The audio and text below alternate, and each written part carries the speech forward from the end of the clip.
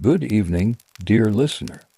As you settle in for the night, let your breathing become slow and even. Find a comfortable position, soften your shoulders, and whenever you're ready to drift off, we'll take a quiet walk through the past. There is no hurry here. Only steady hands, simple tools, and the gentle order of ordinary work. Tonight, let's quietly explore for unhurried corners of history. First, we'll enter a cool room in ancient Europe where damp clay becomes the city's memory and a reed stylus. Then we'll open the doors of an Ottoman bathhouse at daybreak, following its calm, polished routine from warm floor to folded towel. After that, we'll step into an 18th-century ropewalk, long as a street, where hemp threads learn to travel in harmony. Finally, we'll follow the Nile breeze to quiet bleaching fields, where fine linen rests under patient light. These are small stories of careful practice, pages turned by the same motions. Day after day, if your eyes begin to close, that is welcome. The words will keep going in a gentle line, and sleep can meet you whenever it wishes. For now, breathe in, breathe out, and let the sounds of simple work and simple rooms become a soft backdrop to your rest. Let's begin in the first light of a warm morning, in a city of sun-baked brick and narrow lanes.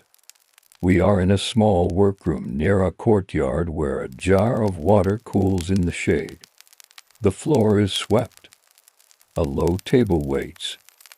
Against the wall, a basket holds lumps of river clay wrapped in damp cloth. This is a place where the city speaks without voices, where accounts, deliveries, and promises are pressed into earth and left to dry. The scribe's day starts with clay that must be persuaded. A lump is unwrapped and laid in a shallow bowl. Water is added in careful drops, never a pour, and the clay is folded rather than stirred. The hands keep the movement steady, heel of hand, fingertips, a turn, then rest. The air smells mild and clean like wet ground after a thin rain.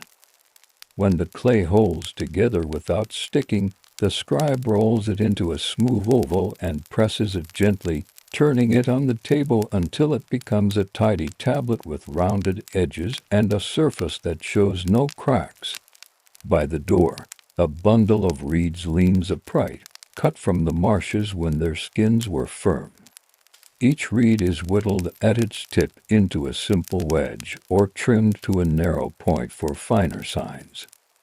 The tools are plain to see, but they carry a vocabulary. One stylus makes broader impressions for headings, another makes the tight little marks that stand for numbers and counted things.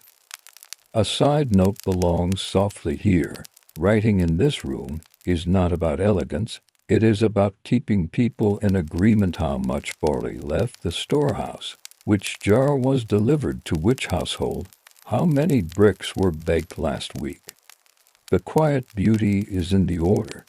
A boy who is learning the craft arrives early, as he has been asked to do. He sweeps the table once more with a palm, not a cloth, to feel for grit. He checks the water jar and lays out to small boards where tablets can rest in the shade. He will wedge a little clay today and practice simple lines, working alongside his teacher's steady pace. His first task is ordinary but important, sorting reeds by their edges, turning each against his thumb to be sure is not split. He places a fresh reed in a dish of water so it will not dry too quickly while it works. The stylus touches the clay, and the first wedge settles in. Press, lift, turn. Each motion is small and sure. Columns grow from left to right like planted rows, a sign for barley, a mark for a measure, then a count. The marks look alike at first glance, but they are not the same.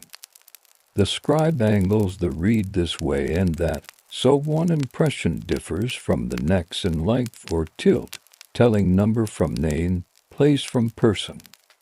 He pauses to breathe, then resumes. The clay receives and keeps quiet. Outside, somewhere in the yard, a potter taps a jar to test its ring. Inside, the scribe folds the lower edge of the tablet slightly with his thumb, creating a neat border. Along the margin, he leaves room for a seal. In a small basket, wrapped in cloth, rests a cylinder carved long ago with tiny figures and lines. To seal a tablet, he will roll this stone gently over a strip of still soft clay, and the image will travel across in reverse, repeating like a pattern braid. The seal is not decoration. It is a signature, a promise that the marks belong to a certain household or office and were made with consent. The apprentice's work begins with clay scraps kneaded back to usefulness. His tablet is smaller, a palm's width, where he copies a short list the teacher set aside, a practice of counted jars and a single delivery. He presses each sign slowly, leaving space between groups so his eye can read his own work. When a mark lands crooked, he smooths the spot with a damp fingertip, not to erase carelessly, but to prepare the surface for a better second try. A modest comment may sit here. In this tradition, correction is not shame. Clay forgives if asked soon enough, and learning is simply the body remembering a motion until it no longer needs instruction. Before the tablets are set aside, they are closed with thought. A sheet of thin clay envelope may be pressed over a finished document if it carries something to be checked later. The outer layer repeats the most important lines and receives its own seal. When the tablet reaches the storehouse, a keeper can read the outside first. If a question arises, the envelope can be moistened and opened to compare the inner lines. Layers like this make trust visible without raising voices. The room stays cool. The short doorway keeps the sun from reaching the table. On a shelf, older tablets lie like small bricks, each with its edges labeled so a searcher can find the right one without turning them all. A list of rations for workers on a canal, a tally of fish delivered at the river quay, a note about reed bundles owed after harvest. The store of clay words holds many such days, none of them dramatic, all of them necessary. When the first tablet of the morning is complete, the scribe smooths its back with a wooden palette. He checks the lines with a narrow stylus point, not to beautify them, but to remove any ridges that might crack as they dry. He sets the tablet on the shaded board and lifts another lump of clay. The apprentice brings the water dish and, with care learned by watching, wets the stylus tip by touch, not by dipping. The reed prefers to be damp, not soaked, a small detail that keeps lines from tearing the surface. Outside, a carrier arrives with a verbal message about a delivery. He will return in the afternoon to take a sealed tablet to the storehouse as a companion to the goods. For now the scribe listens, nods, and begins a second tablet with the calm attention of someone who makes bridges out of earth and signs. The apprentice copies the heading on his own small piece, just 3 marks and a number, but they land true, and he recognizes the little satisfaction of a row that reads cleanly. In this room time moves by tablets completed and set aside. Clay wakes, reeds learn what the hand wants, lines appear and settle into order. If you feel your thoughts slowing as the stylus presses and lifts, that is all right. The work is steady. The day will make room for each careful mark. The first tablet rests on a smooth board set just inside the doorway, where air moves, but sun does not. Clay likes a patient shake. If set to near heat, edges curl. If left without a little breath, surfaces sulk and crack. The scribe slides a reed mat beneath the board so the back dries as kindly as the face. Beside it, the apprentice places his small tablet, proud and a little anxious, and turns it once to be sure it lies flat. A cylinder seal, wrapped in a strip of linen, comes to the table like a guest invited for a particular moment. It is no larger than a thumb, carved with tiny figures that will never raise their voices, a procession of animals, a star, a line that might be a canal, and signs that say whose house keeps this stone.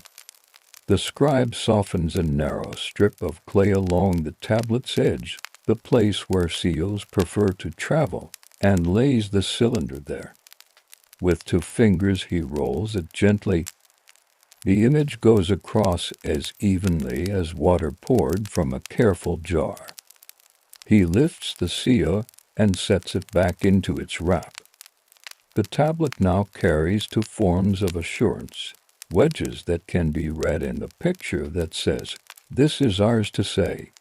The apprentice watches, then tries with a practice roll on a spare sliver. His first pass presses too hard and leaves little ridges at the ends. The scribe shows him a lighter hand thumb and forefinger guiding, ring finger resting on the tablet as a brake. On the second try, the tiny figures walk straight and the clay lies calm. The seal returns to its cloth, tools enjoy being kept. Outside, the courtyard sends in a smell of damp straw and a distant sweetness from dates drying on a roof. A runner appears at the door with a polite bow and a short message from the warehouse. A cart with jars will go out near midday. The tablet should be ready to ride with it.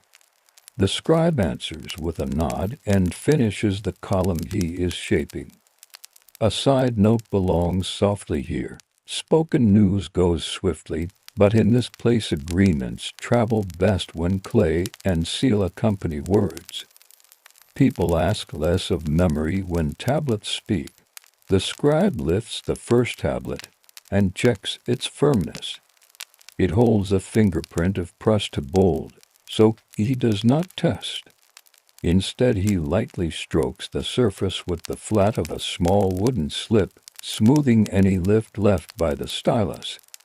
He takes a thin veil of clay no thicker than a leaf and begins to dress the tablet for a journey. This outer layer, the envelope, will carry a shortened version of the text along with the seal. He wraps it as one would wrap a precious fig in a leaf, edges folded to meet neat, corners pressed softly. The apprentice copies 2 lines onto the envelope in careful wedges, then steps back so the teacher can add the seal. The cylinder rolls once more. The tablet looks complete and quiet. Not every tablet walks the same path. Some will dry fully and live on a shelf for months of checking. Others, especially those that settle in old matter, may be baked to stone so they will never go soft again. Today's batch will rest in shade until late afternoon, then meet a small, steady heat in the kiln near the potter's shed. The scribe sets aside a mark in his mind, which will be baked, which simply dried. He rinses the reed tips in the shallow dish and lays them on a damp cloth. The apprentice carries the board with the sealed tablet to a shelf by the door, under a hanging reed screen. He then returns to the table with a basket of older tablets that need ordering. Edges bear short labels, 2 or 3 signs that tell a keeper what to expect before lifting. He lines them until their labels read as one, like spines along a bench, and then copies a short list into the clerk's register board. Rations Canal Crew, Fish River Key, Bricks North Keelan, Jars South Store. When the sun stands a hand higher, The scribe ties a strip of cloth around the finished piece envelope outside. Text within and slides it into a small woven sleeve. He lays another board across the first so the courier will carry to at once without pressing faces. The apprentice fetches a cord cool from shade and loops it around the boards with a knot that can be undone in one thought. They step out together for the walk to the storehouse. Streets bend into shade. The city prefers short lines and inward corners. The ground is firm where carts travel, softer near walls where water jars have been tipped today. Doorways show a little life. A woman rinses a sieve. A child counts date pits in piles of 3. A man brushes dust from a stair. The scribe's pace is even. The apprentice keeps the boards level with both hands, feeling the weight of words the way one feels a sleeping cat. The storehouse courtyard opens with a note of coolness. Thick walls hold yesterday's night. A measuring pot stands near the entrance, its rim worn smooth. Beyond, rows of jars sit under reed covers, each sealed with a disc of clay and marked with the press of a steward's seal, different from the scribe's, but part of the same language. The clerk, wearing a corded belt and carrying a narrow stylus of his own, nods and gestures to a low bench. He reads first with his eyes on the envelope, the heading, the number of jars, the place of delivery. He runs a thumb along the seal pattern, not to check beauty, but to feel the unbroken line. It tells him the tablet has not been opened since it was made. He moistens the edge of the envelope with a drop from a small gourd and eases it away only a corner, only enough to glance within if needed. Today he trusts the outer lines and leaves the inner sleeping. He presses a confirmation wedge on a small tag of clay and ties that to the cord sealing the first 2 jars. Jar and tablet will travel in company. The man who receives one will expect the other. A cart creaks in the archway, thick wheels, patient donkeys, a driver whose voice is quiet but persuasive. Workmen lift jars with the rhythm of men who know their backs and would prefer to keep them. The clerk calls out a measured count, not loud, and presses a mark on a second little tag for each pair of jars as they pass. The scribe watches, not to supervise, only to see the line of his marks arrive at their proper bodies. The apprentice notes the count on a waxed board borrowed from the clerk, a temporary tally to be wiped clean at day's end. A small aside fits here. Measures have names and sizes that everyone agrees upon: scoops and sacks, pots and loads. They differ from place to place, but the agreement remains the heart. Without that, clay marks would be just marks, and jars would be only jars. As the last jar is settled, and its companion tag tied, the clerk slides the tablet boards back toward the scribe for return. "Baking?" he asks with the tilt of his head. The scribe answers with a small turn of the wrist. "The envelope will be kept unbaked for a while. The inner tablet will meet heat this evening." The clerk nods. It is a modest courtesy to say aloud what will happen to the record. The walk back to the workroom feels lighter. Shade has moved across the lane in long steps. The apprentice carries the empty boards as if they still held weight. The hands remember. At the door, the room accepts them with its familiar cool. The sealed tablet that stayed behind now feels firmer under a fingertip. The apprentice checks his little piece from the morning and smiles at lines that no longer smudge. Before returning to the next tablet, the scribe sets the kiln board near the doorway, placing the pieces that will be baked in a neat row. He dusts them with a little fine ash to keep them from learning each other's courage in the heat. The rest he leaves on shelves to grow sure in air. Reeds are dampened. Water is sipped. Hands return to clay. Time moves. A second seal rolls. A third tablet rests. When the bell voice from the temple across the lane gestures toward midday, the room does not hurry. It simply notes the hour and keeps its pace. Afternoon gathers itself at the lintel, a warm palm against the doorframe. The room answers by slowing. Clay prefers this hour if hands remember to breathe between motions. The scribe loosens his bell to thumb's width, not to rest, but to keep patience available. The apprentice wipes the table with a cloth that has learned to be damp and not wet. A slender reed takes a new edge under the knife. The parings curl like tiny boats and are brushed aside into a bowl that will be emptied later at the kiln's ash pit. On the shelf, the pieces meant for firing have settled into a firmer skin. The scribe lifts each by its edges, tests the face with the back of a finger, and lays them on a board dusted with fine ash. The dust is a kindness that keeps the tablets from adopting each other's ridges if they should lean in the heat. He makes a small sign with his thumb on the edge of the to post one mark for the first batch so that, when they come from the kiln, he and the potter will know which row spoke earlier in the day.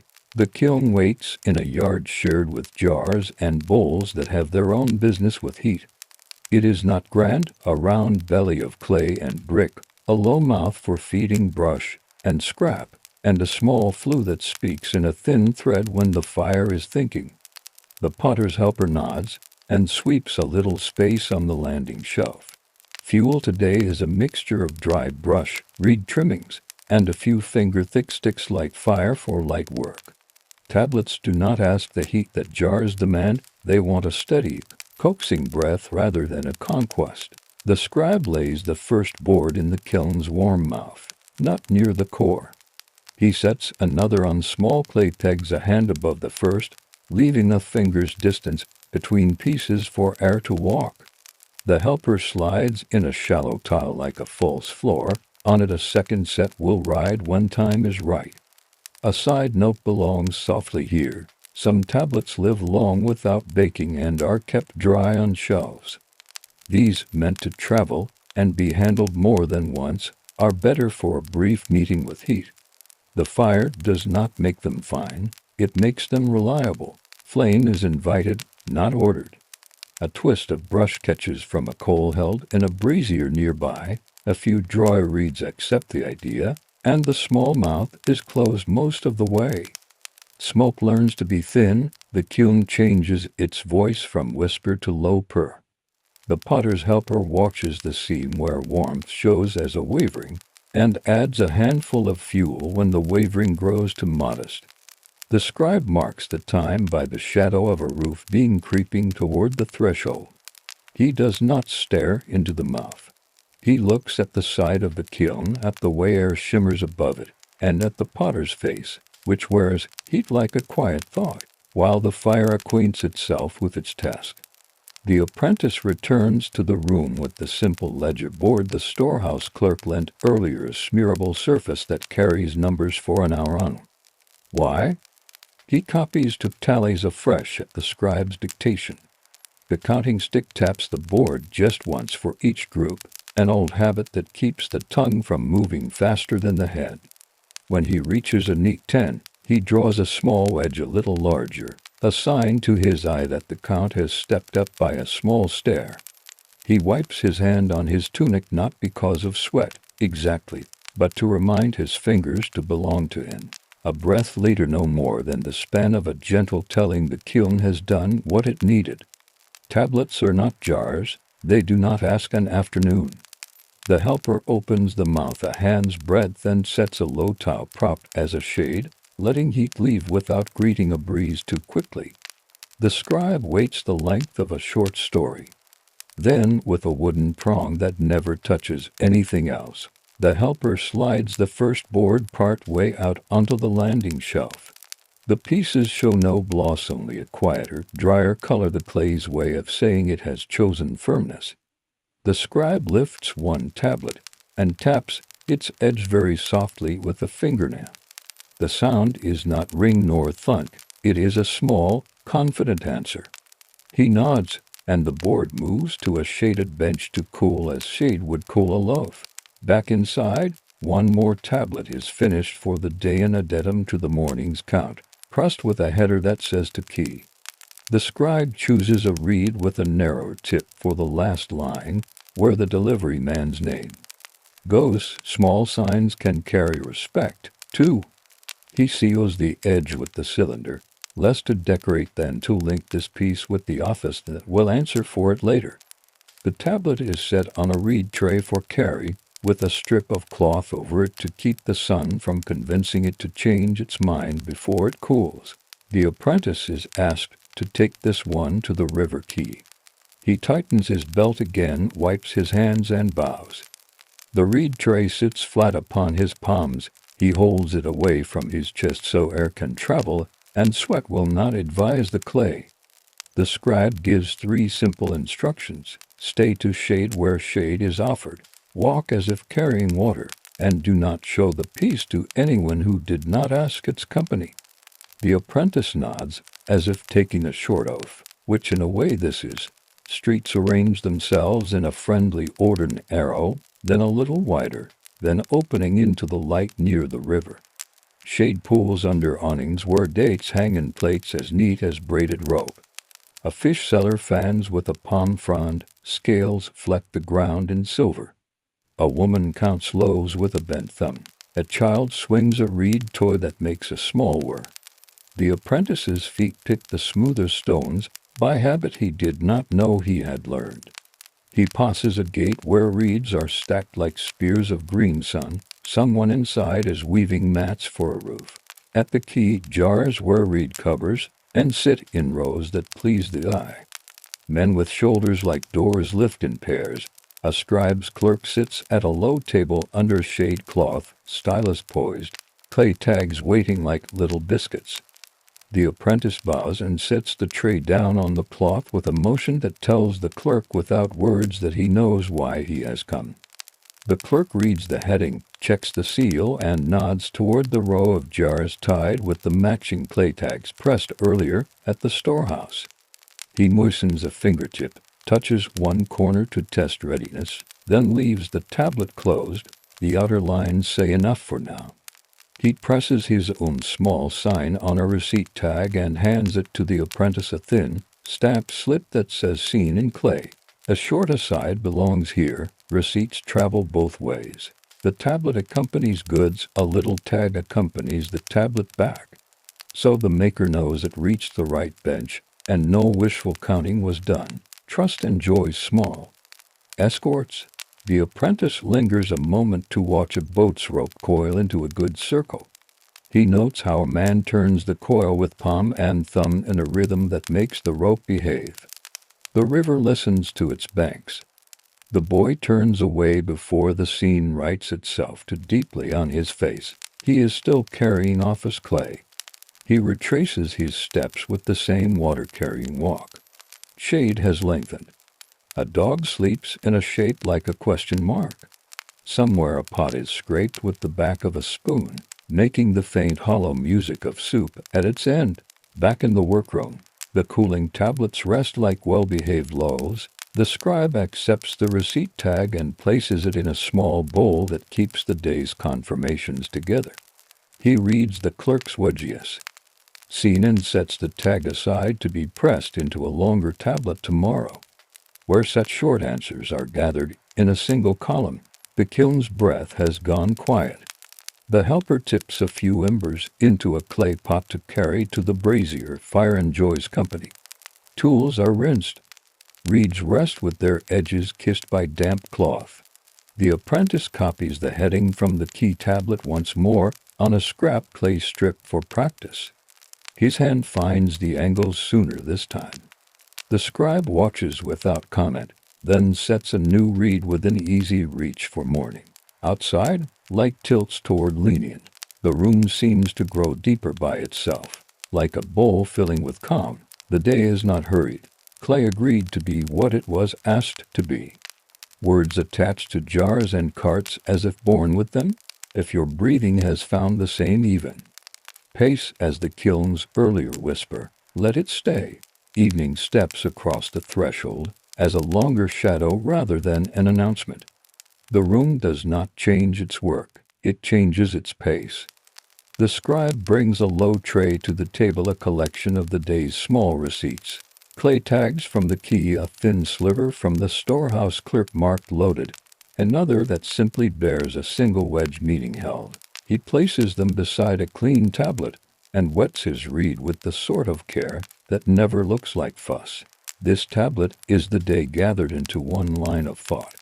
At the top, a broad sign names the office. Below, the scribe writes a column that moves without hurry: jars dispatched and seen, rations tallied, promises carried forward, small notes about to be baked and to be left to shade. Each clay tag becomes a tiny group of wedges copied into the longer record, then returns to the tray to be dried and stored for a short time, in case of voice tomorrow asks to touch what the eye is reading today. A side note belongs here. The books in clay are not prose, they are steps on a path, smooth and even, so that any foot can find them in dim light. The apprentice sweeps the shelves of drying tablets with a cautious feather, really a palm leaf trimmed and tied to a narrow stick. He does not brush faces, he brushes the air around them to invite movement. Spacing is part of shelf etiquette. Tablets do not like to lean against neighbors while they learn firmness. Their edges prefer not to memorize another tablet's edge. He straightens labels along the ends so a keeper's eyes can read without turning anything. He leaves a finger width between rows and checks, that none sit directly under the draft that falls from a roof crack. Shelves are simple carpentry, but they are also a language of courtesy. A man appears at the door with a quiet frown and a bundle. He bows with the respect one gives to a practice, not a person. He carries a small sealed tablet in an outer wrap of cloth. His concern is ordinary, and therefore welcome, a difference between what he says arrived at his yard and what a runner told him had been written. He sets the tablet down with the same care the apprentice used earlier for the sealed boards, and the scribe nods him to the bench. They begin with voices before clay. The scribe asks the man to tell the tale in plain steps, each step a morning or an afternoon, not both. The man speaks of 3 jars, then 2, then a delay, then a message saying 3 and 3, not 5. The scribe listens, nods, and does not correct. He frames the path on a waxed board with short marks that will wipe away. Then he lifts the small tablet. The outer text says jars to yard 6. The seal bears the clerk's cylinder. So far, ink words and clay words walk together. May we open? The scribe asks, meaning the envelope. The man inclines his head. The apprentice brings the shallow dish. The scribe touches a fingertip of water to the envelope's edge where the seam meets, not the face where wedges live. He waits while the clay learns pliancy along that narrow line. With a thin slip of wood, he lifts the envelope away like a lid. Inside, the original tablet appears a little lighter in color, wedges calm. The inner text reads 3 this dawn, 3 at midday, and bears the same seal, rolled twice, end to end. The man breathes out. 2 came, then 2. He smiles without humor. The third pair walked elsewhere. The scribe does not shrug. Shrugs belong outdoors, but his expression says there is no anger in clay. He copies the inner lines onto the waxed board, then presses a short clarifying strip in fresh clay. 2 and 2, third pair to follow. He rolls his office seal across the strip and offers it to the man as a little bridge between message and arrival. The man bows. He will bring this to the key clerk, and the third pair will find its proper path in daylight. The opened envelope, now gently freed, will dry separately with a small mark on its corner. Later it may be baked on a day when the kiln needs one more to make a kind load. A quiet aside rests here, in a place where words live in earth. Impatience helps nothing. Clay makes corrections possible without bruising dignity. An envelope is not a trap. It is a useful door. With the visitor gone, the scribe returns to the evening tablet. He adds a short line that a keeper can read tomorrow. 2 and 2 third pair due, followed by a sign for the key. He plants the reed, angle and depth exact, and the marks look like calm footfalls.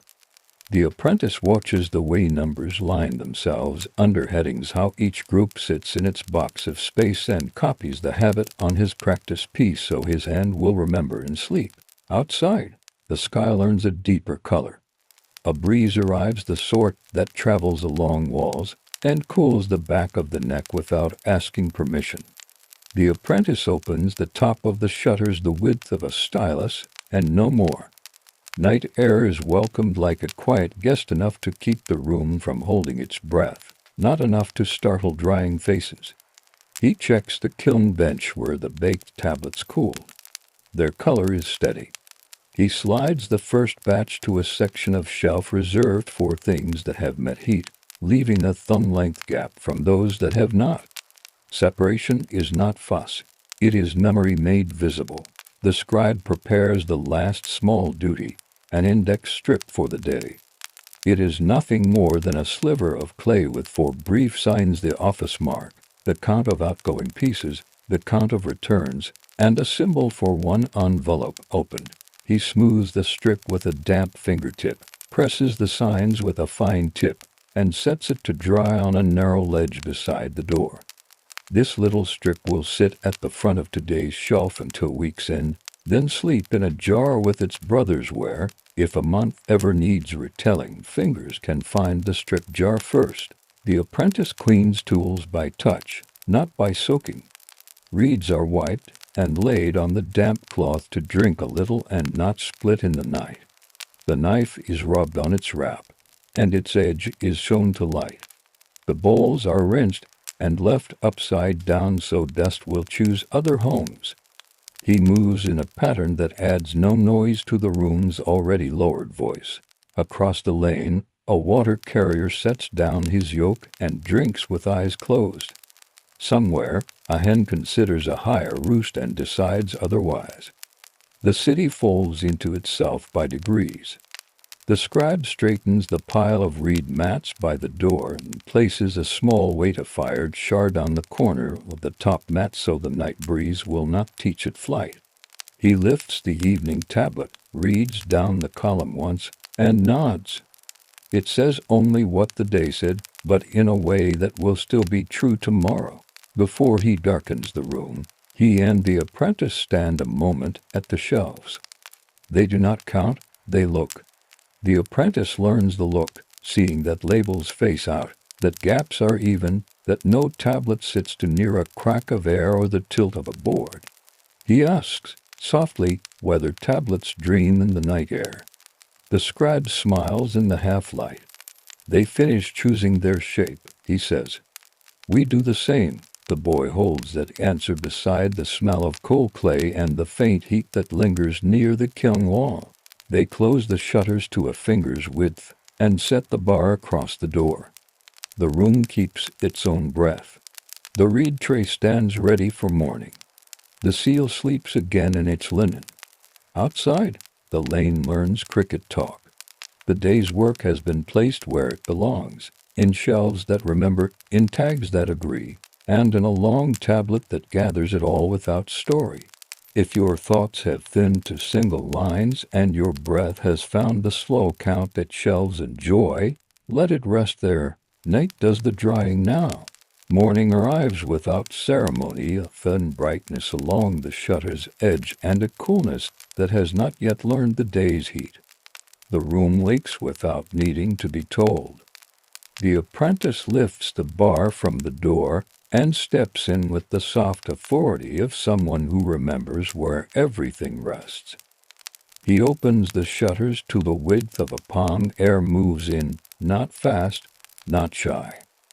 The scribe follows, sets the seal's linen on the table, and checks the shelves with that same uncounting glance. Labels forward, gaps even, no piece leaning for company, should not keep. Today begins with binding the week. A length of plaited cord waits in a small basket, its surface smooth from many fingers. The scribe lifts the tablets that belong to the week's ledger, 5 daily columns, and their few clarifying strips, laying them into a bundle on a reed mat. Between each thicker tablet he slides a leaf-thin spacer of fired clay so faces will not learn each other's letters. The cord goes around once, twice, and is finished with a knot the hand can open later without instructing the mind. A narrow tag, wet clay smooth with the thumb, receives for cramped signs, office mark, week count baked, and the small wedge that means one envelope opened. The seal rolls across that tag. The bundle is complete, but not heavy. The apprentice carries it to the storage niche where bundles stand like well-behaved bricks, each with a tag showing each for truth. On the table, fresh clay receives water by drops. The apprentice kneads with calm-palms, finds the point where stickiness leaves and firmness arrives, and shapes to tablets, one for a routine tally, one for his own first piece made start to seal. The scribe watches more than he speaks. He sharpens a reed by shaving just enough to find a clean edge. The parings fall like soft straw into a bowl. The apprentice sorts 3 styluses by tip, broad for headings, narrow for numbers, the middling edge for names. The kiln wants a modest breath today, a handful of pieces that slept under shade yesterday, and the opened envelope from last night.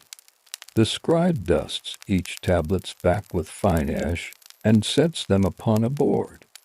The potter's helper, driving with steps that suggest he has been awake longer than the sun, sweeps the kiln mouth and lays the tile shelf ready. Fuel is light again. Reed trimmings and brush, the sort of fire that persuades rather than argues. The scribe places the board within reach of warmth, not at the heart. The kiln learns its low voice quickly. Heat gathers like patience. Back in the room, the apprentice begins his tally. He rolls the clay into an even oval and presses it flat with the heel of his hand, turning the piece between each press so the surface stays true. A broad sign at the top names the office. He takes the middle-sized reed and sets the first group of marks, deliveries expected, with a space for those already seen. He stops, breathes once, wets the reed's tip by touch, and continues. His numbers form a narrow garden, each wedge planted at the angle the teacher prefers. Along the edge he leaves a clean strip where the seal will pass later. He adds a modest note copied from the wax board, figured at dawn. The scribe meanwhile shapes the day's principal tablet, translating receipts and messages into the steady language the shelf understands. A short aside finds its place. The habit of setting wide headings and narrow numbers is not ornament. It keeps the eye quiet. When lines are calm, hands remain calm, and clay responds in kind. Mid-morning hums outdoors, vendors folding awnings, wheels choosing smoother ruts, a water carrier negotiating a turn with his yoke, and 2 buckets that have their own opinions. Inside, the kiln's small breath has finished its lesson. The helper tilts the mouth tile to let heat wander away. Tablets slide to the landing shelf and cool in shade. The opened envelope from last night now holds itself without help and looks ready to travel to the jar of settled matters. The scribe taps an edge with a fingernail. The sound answers as a small certainty. He nods at the helper, who smiles with his eyes and returns to the jars that ask a stronger fire. The apprentice's first piece nears the quiet moment before sealing. He reads his lines aloud in a whisper, more for order than for sound. Heading, count, place. Clerk sign to be added when seen. The scribe offers the seal as if passing a cup. The cylinder meets the clay, rolls with a light guidance, and leaves its procession in an even path. No ridges, no smudging. The apprentice lifts the tablet and sets it on the shaded board near the doorway, the place where air passes without threatening to hurry things. He wipes his reed tips and lays them on the damp cloth like sleeping birds. The scribe hands him a small linen, damp at one corner. Envelope, he says, meaning the outer layer that will repeat the important lines. The apprentice smooths a thin sheet of clay on the table, lifts it with both hands, and wraps the tablet with the careful confidence of someone who has folded many leaves and only now understands why. He copies the short text upon the envelope, his wedges smaller this time but clear. The seal rolls once more. He looks to the scribe. The scribe does not praise aloud. He adjusts the boy's tablet a finger's width further from the doorway so the sun will not instruct it. That movement alone is praise enough. A runner arrives with a request from the key, a small tag confirming yesterday's two, and two has been pressed. The third pair of jars sleeps on a cart and will travel at noon. The scribe acknowledges with a quiet wedge upon a reception strip one sign, gently pressed, that says heard. He sets the strip to dry beside the apprentice's work. This is how a day acquires its shape: short answers, careful bundles, and pieces that agree with each other. Now the apprentice is sent to the storehouse with his first tally, wrapped in reed and linen. He carries it with the same water walker's gait he learned yesterday. Open palms, wrists easy, eyes choosing shade. The clerk at the bench looks up, reads the heading, tests the seal's rail with a thumb, and leaves the envelope closed. He presses his little sign on a receipt tag and hands it back with the faintest turn of the mouth, the sort that says, yes. The boy bows, not deeply. Respect here prefers accuracy over theater, and begins the walk home by the cooler alleys. On the way he pauses his feet, only for a heartbeat, to watch a woman smooth the floor with wet clay. Her palm glides in circles that look like thinking. He carries that motion back to the room, as if it were another lesson. By late morning the scribe ties the week's bundle into its niche, and notes the new tag's place on a wax board that maps shelves. The apprentice returns, sets the receipt tag in the bowl, and stands without rocking on his heels. The scribe glances at the tag and at the boy's hands, which are no longer damp. Lunch, he says, which here means a mouthful of water and a piece of flatbread torn in silence. The bread holds a little sesame. The water tastes faintly of the cool jar. Before the midday heat persuades tools to nap, they perform one last small kindness. The apprentice trims a reed that has gone soft at the edge, returns its useful length to the bundle, and places the tired tip aside for kindling. The scribe writes an index sliver for this fresh morning office sign, apprentices first, kiln once, and sets it to dry by the door. He lifts the boy's tablet from the shade board and reads the lines once more. They are steady. He slides the piece toward the to-be-baked board with a movement that commits without drama. A final aside fits like a thin spacer. Beginnings, when they are made of careful motions, rarely require speeches. A seal, a receipt, and a place on a shelf carry more approval than a crowd of words. Outside, the city's light finds its larger voice. Inside, the room keeps its measured one. The kiln gives a last quiet breath, then rests. The corded bundle in the niche leans comfortably against its neighbor.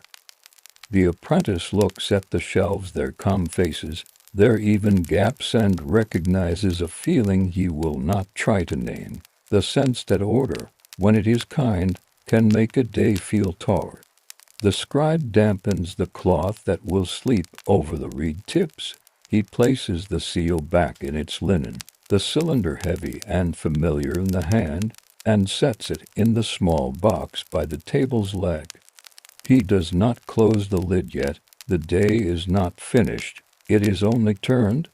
Night has not finished its sentence when the bathhouse keeper slides the bolt and enters. The courtyard lantern is a thumb of amber. A thin line of sky shows between roof lines. The color of cool metal. Floors are still water weights. He walks first to the furnace mouth, set low behind a short door in the service passage. The hearth has slept since yesterday's embers went shy. Dry brush is arranged like a fan, thicker sticks on top, and to bricks keep a path open so air will know where to travel. When the flame is persuaded, no hurry, only patience, the first breath pulls forward under the heated floors. The fire will speak to stone for hours without raising its voice. Above, rooms are arranged like a slow exhale, an entry hall for undressing, a warm middle where bodies remember comfort, and the hot chamber where marble learns to carry heat evenly. The keeper moves through each space in turn. In the changing hall, wooden platforms ring the room like balconies. Folding screens hold their private corners. He tightens a rope that lifts a window lattice with a quiet rasp. Dawn air arrives with no drama. On a bench, folded towels wake flat woven cloth with narrow bands along their ends. He turns each stack so edges face the same way and lays on top a small square cloth for hair. A side note belongs gently here. Textiles in this place are thin by design. They dry quickly. Wrap firmly and do not argue with water. A basket of wooden clogs sits under the benches. He checks each pair for smooth straps and even feet. The raised soles keep skin away from warm floors where water chooses its own path. He sets a few pairs beside the door between rooms, heels aligned, as if they might decide to walk into morning by themselves. The warm room answers the first talk of fire. Moistness returns to stone that overnight went dry. Basins of carved marble set along the walls hold still water that remembers yesterday's rinsing, but not its soap. Copper taps above them are polished to a soft, dull glow. Their mouths are shaped like leaves. He opens each tap by a finger's width to let a thread fall, and then closes it again, satisfied the joints will turn obediently later. On a shelf, round bars of soap are wrapped in linen. Next to them, a jar holds softened shavings saved from end soapwork, and olive oil pressed into work by a little warm water. He stirs the paste with a wooden spoon and adds a trickle from the tap, just enough to make it yield. He sets out to coarse mitts rolled into tight bundles the scrubbing cloths that will lift the old skin when the hot room begins to speak. The hot chamber, reached through a lower doorway that keeps heat as a guest, carries the first true warmth. The floor is marble laid like careful thought. At the center lies a large raised slab, wide enough for 3 people to lie upon a navel stone, gently convex so water runs away and does not loiter. Above, the ceiling lifts to a dome pierced by small glass lenses set like simple stars. When steam rises later, drops will gather there and let go in delicate intervals. The keeper wipes the stone with a damp cloth, more gesture than cleaning. Yesterday's last hour left it already honest. He checks the wall basins. A brass bowl rests in each, nested inside its neighbor. He turns a lash of cloth around a tap head that tends to complain when turned too quickly. He tests the slope toward the floor channels. With a splash, water travels the line the builder intended, then disappears through grates that lead toward the furnace passage. A short aside finds its place. The heat underfoot is an architecture of flues and brickwork. Gases move below the stone, and the stone replies upward in a wide, patient register.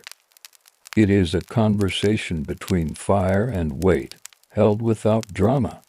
In the corner cabinet, a small copper kettle waits for rose-scented water. He fills it at the cold tap and sets it near, not on, a metal plate that will warm slowly when guests come to rest. A handful will be poured over hair or across the hands, a little courtesy that makes the room seem like home. He returns to the entry hall.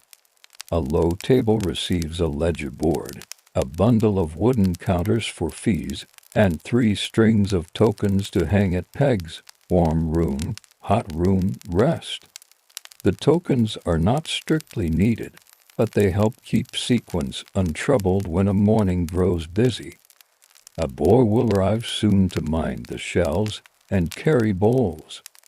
For now the keeper places a narrow cushion at the desk and a pot of water within reach, because keeping watch is work too. The laundress arrives with a shawl around her shoulders and a basket against her hip.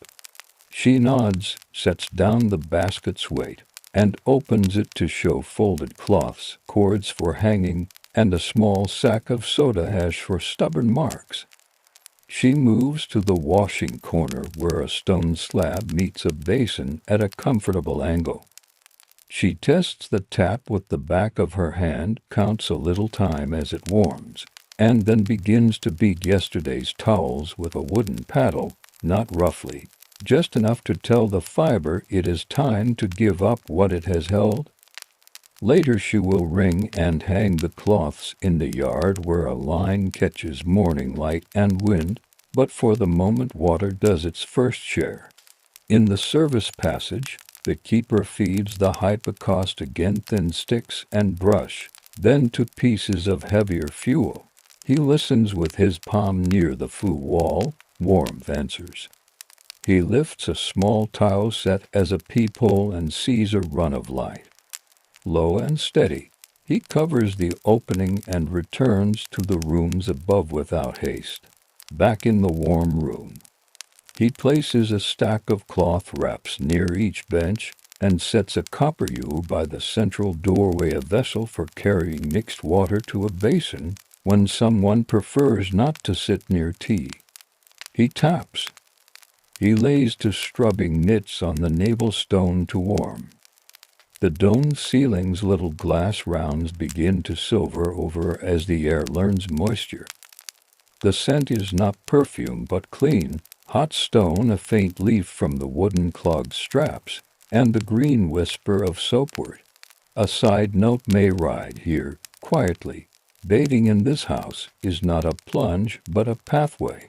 People pass through rooms in order, increasing warmth step by step, letting skin and breath agree with the place before work begins. Rules are not scolding. They are gentle rails that keep the hours smooth. Wrap before the hall, rinse before scrubbing, rest before leaving. He checks a final detail. 2 long-handled ladles are hung where a short person can reach. A stool is set near one basin for an elder's ease. A screen is adjusted to shelter a corner for those who prefer less gaze. He folds a cloth into a tight square and places it at the edge of the navel stone, a pillow for a forehead when someone chooses to lie down in quiet. The boy arrives, then, hair damp from his own quick wash, sandals clacking softly. He bows, puts the counters in order, and laces a cloth pouch to his belt for tips that will be shared later. He knows the tasks without being told. Carry bowls, fetch hot water when asked, return mitts to their place. He takes a brass bowl, polishes it with a towel until the dull shine shows the room without catching light, and stacks it with its fellow. Doors will open soon. For a minute more, the bathhouse stands like a held breath, the fire steady below, marble warm above, cloth ready to wrap, and water held quiet at the lip of taps. The latch lifts with a sound like a spoon set down. The first guest of the day steps inside, an older tailor, whose hands remember cloth even when empty. He greets the keeper by name and moves to a corner shelf, placing his bundle there with a practiced care. A breath later, a porter arrives, shoulders eased now that his day has not yet put weight upon them. Then a mother with a quiet child who counts towels with her eyes. Morning has begun, not with noise, but with company. The tokens are offered from their peg, warm room, hot room, rest. The tailor takes all three as he always does. His sequence never changes. The porter chooses warm, and hot rest can happen later in a patch of sun. The mother accepts warm, and rest. The child will sit wrapped and listen to water. Each receives a pestimel, the flat-woven cloth, and a pair of wooden clogs. Cloth wraps with a tug and a fold. The clogs make a low, hollow note on the floor that sounds like someone knocking politely from a room over. In the warm chamber, air holds a modest breath. The tailor sits near a basin and pours a bowl of mixed water over his shoulders, eyes closed to enjoy not heat exactly, but agreement. The porter stretches his feet, lets the clogs hang from two toes, then sets them back on the stone. The mother shows the child how to hold a brass bowl with both hands, not too high, and how to pour from the side so water lands soft. A side note settles here. The bowls speak in tones brass against marble as a bow-pebble sound. Water against stone is a hush. Ladles tapping rin to rin is small conversation. The room fills with these syllables until they become a language of their own. The keeper moves through the chamber with a presence that does not ask for attention. He opens a tap by a finger's width for the tailor and passes a warm bowl to the porter. He sets a small stool for the child so she can reach a basin without leaning. He places a roll of the coarse mitts on the edge of the navel stone in the hot room so they will be ready when skin decides. The boy carries two empty bowls in one hand and a folded towel in the other, walking as though a line on the floor were guiding him. Heat increases by quarter. The doorway to the hot room bows its lintel lower to keep warmth inside. The navel stone holds a broad, even temper. You cannot see heat, but can see its intention in the way steam paints the air near the dome's glass stars. The tailor lies back with his wrap arranged, the way a person might lie on a warm wall at dusk. The porter prefers to sit first, bowl over knees, letting the breath find his chest. The mother and child remain in the warm room. Steam is for later, or not at all. There is no requirement. The attendant kneels with the respectful economy of someone who has practiced this hundreds of mornings. He dips a brass bowl into a basin where hot and cool meet testing with the back of his wrist, and then pours in a slow ribbon across the tailor's shoulders and along his arms. Water travels like a sentence with no sharp words. He repeats the pour, this time along the ribcage, then dries his hand on a cornered towel so the mitt will grip, not skid. Not yet. The scrub belongs to the next part of the morning. Now is only for warmth and the feeling of the stone's steady persuasion. At the threshold between rooms, sound arranges itself. The warm room keeps its small, bright syllables tap threads, bowl lips, feet pausing and placing. The hot room speaks longer words, steams exhale, water's sheet against stone, a bowl set down as carefully as a sleeping cup. Voices fold into these sounds without trying to be heard over them. Greetings are short, and laughter, when it appears, keeps its head on. The keeper tends the furnace below by habit more than clock. He crouches at the mouth, shifts to sticks, rests his palm near the flue, and listens with skin. The heat answers as a steady companion. It will not surprise anyone today. He closes the door and returns to the rooms, where the boy is arranging bowls by size so hands will always meet the one they meant to use. The tailor asks for a small bowl of rose water.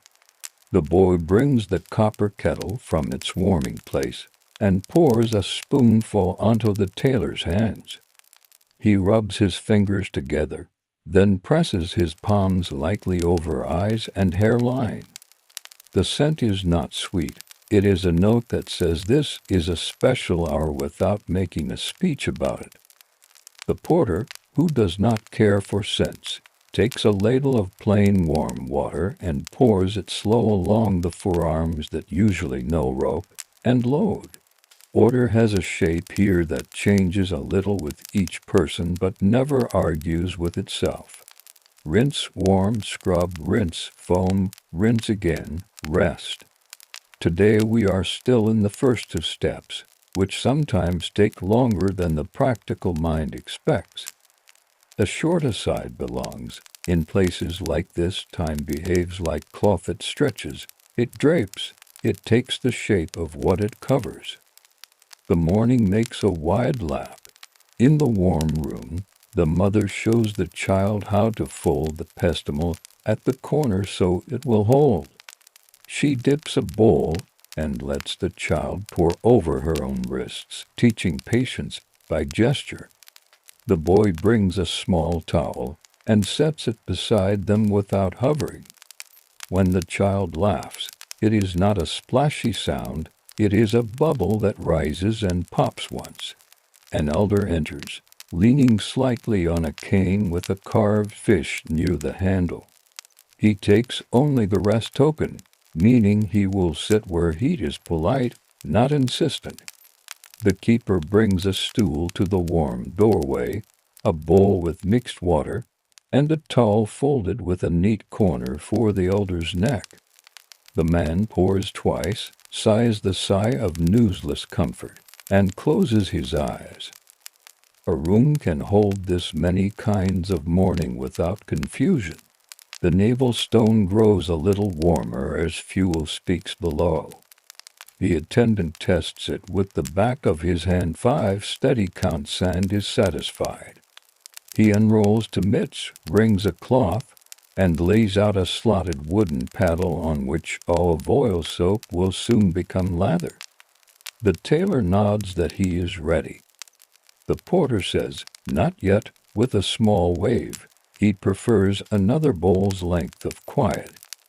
The sequence flexes, it does not break. Back in the entry hall, the ledger board receives 3 short marks, one for each token set. Return to the peg. Warm room complete for the tailor, warm complete for the porter. Rest begun for the elder. Counters slide along their string with a sound like seeds in a dry pod. The boy writes nothing. The marks will be copied later into a longer line. For now, the board's small truth is enough. Steam gathers, not heavy, just present. The dome's glass stars silver over and release drops at intervals that someone who comes every day could set a breath to. A bowl is set down, a mitt is lifted, a towel is unfolded.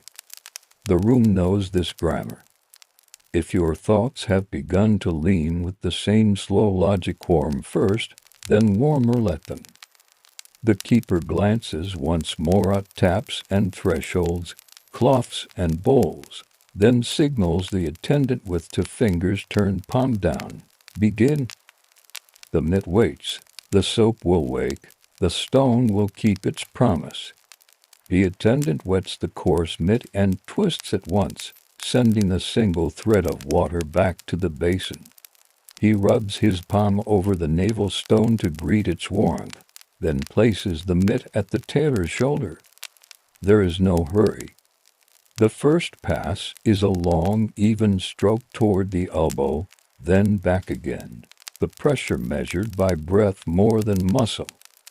Skin answers with what it always meant to let go fine curls that roll like pencil shavings. The attendant lifts them with the back of his hand so they do not travel where they are not wanted. Across the stone, the porter watches with one eye half closed, as if learning the motion through his own arm.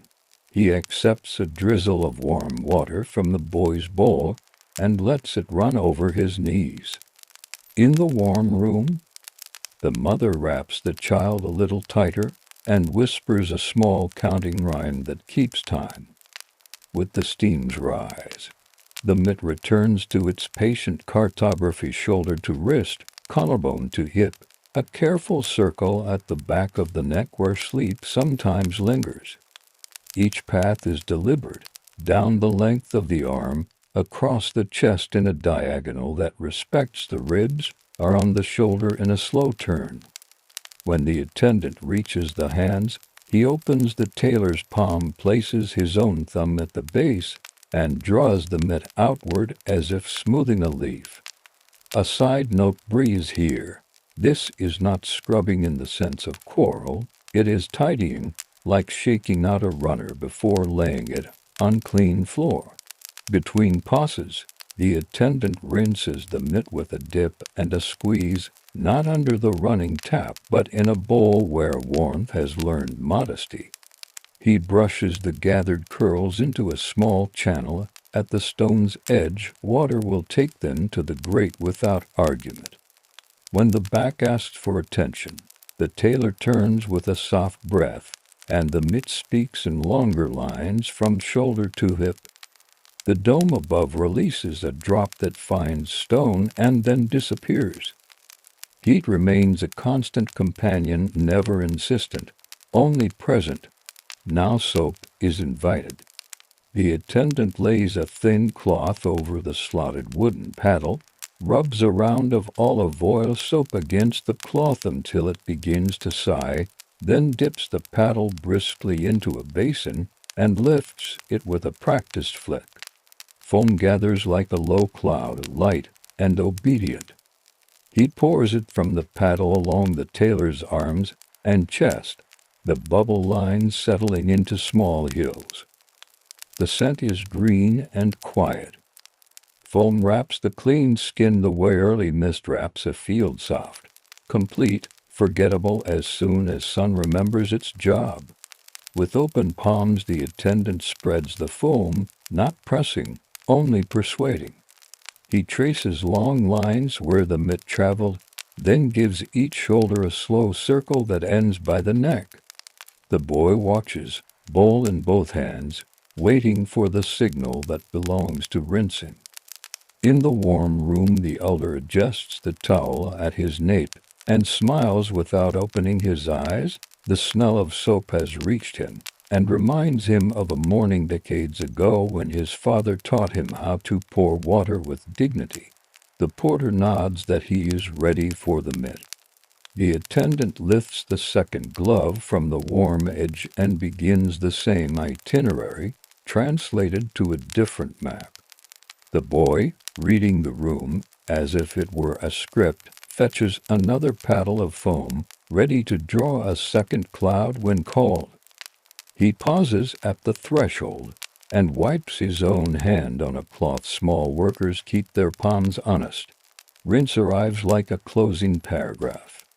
The attendant tilts the mixed bowl and sends a slender ribbon across the tailor's shoulder, letting it find every place foam rested. He pours again along the other arm, then across the chest, then down the flank. He does not flood, he answers. The tailor inhales, exhales. This is the sentence his breath has been waiting for. The attendant invites him to sit, pours a last sheet along the spine, and hands a towel with a folded corner that knows where to meet the brow. A short aside takes its seat. In bathhouses like this, rinsing is not the erasure of what came before, it is consent, warm fast, scrubbing requested, foam soothed, and water signed the agreement. On the next slab's edge, the porter receives his cloud. He lifts his arms, lets foam settle, and closes his eyes as though listening for a faraway courtyard. The attendant's hands move with the same neat grammar.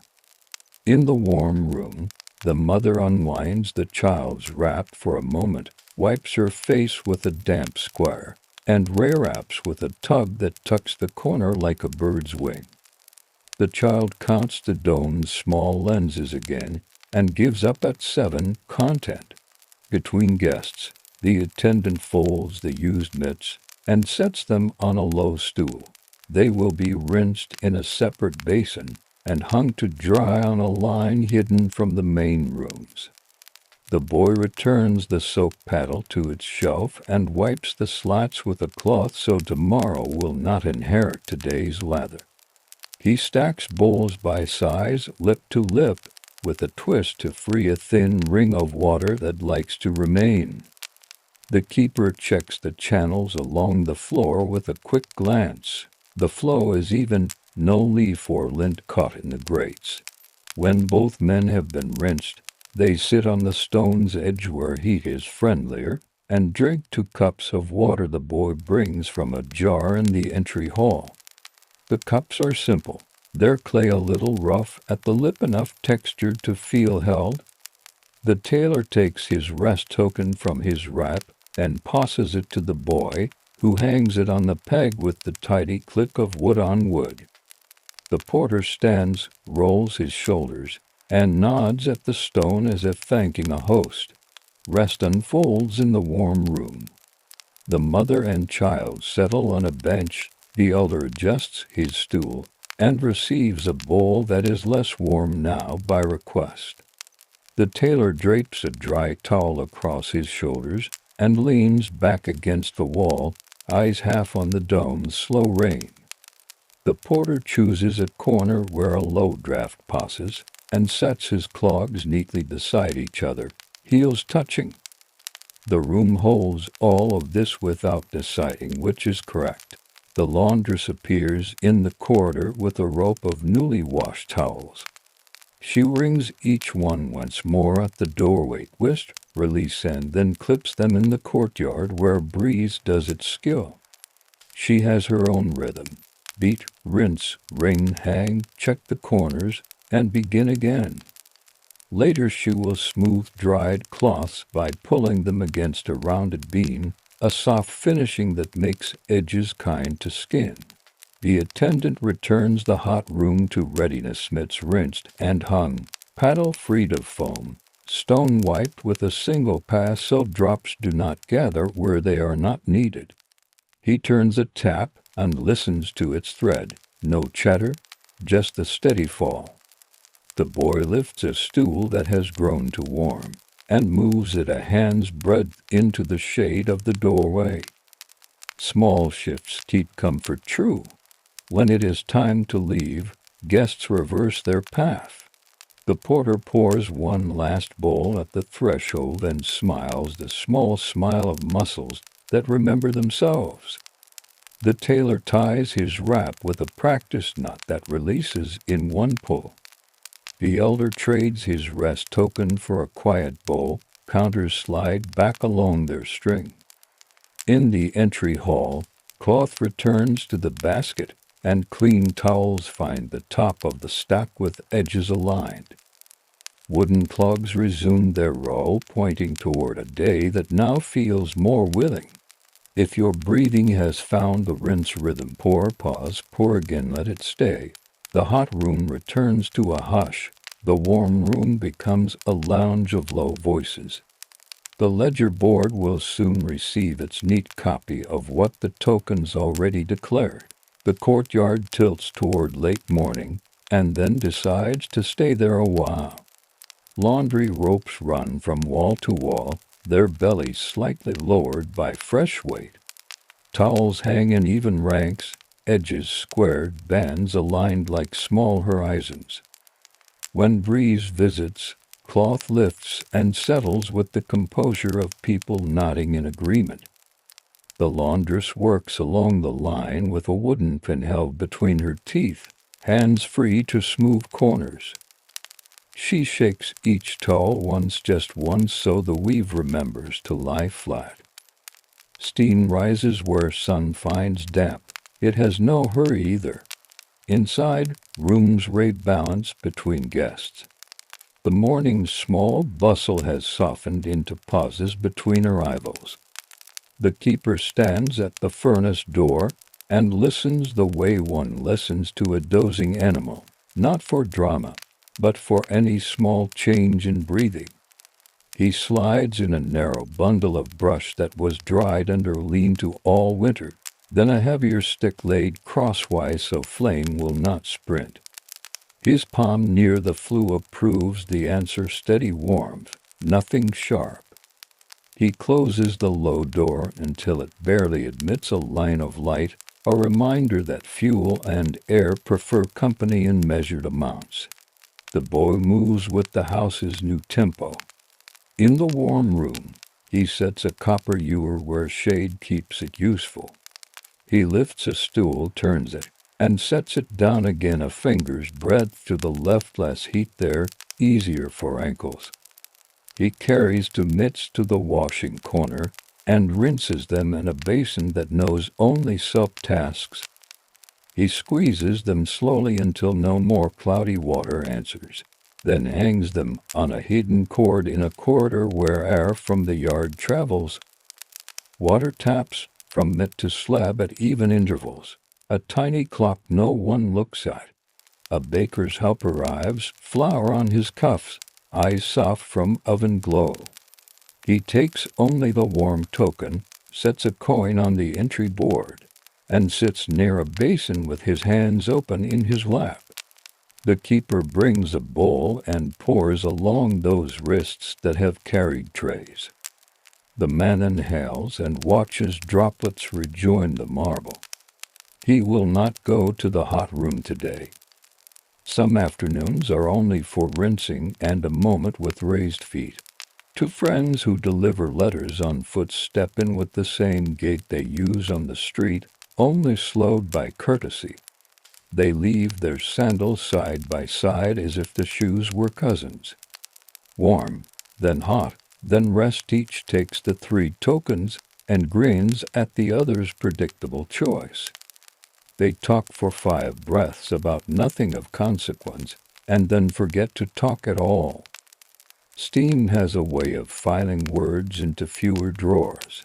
The laundress brings in a coil of line made free by drying and lays it like a sleeping rope near the washing stone.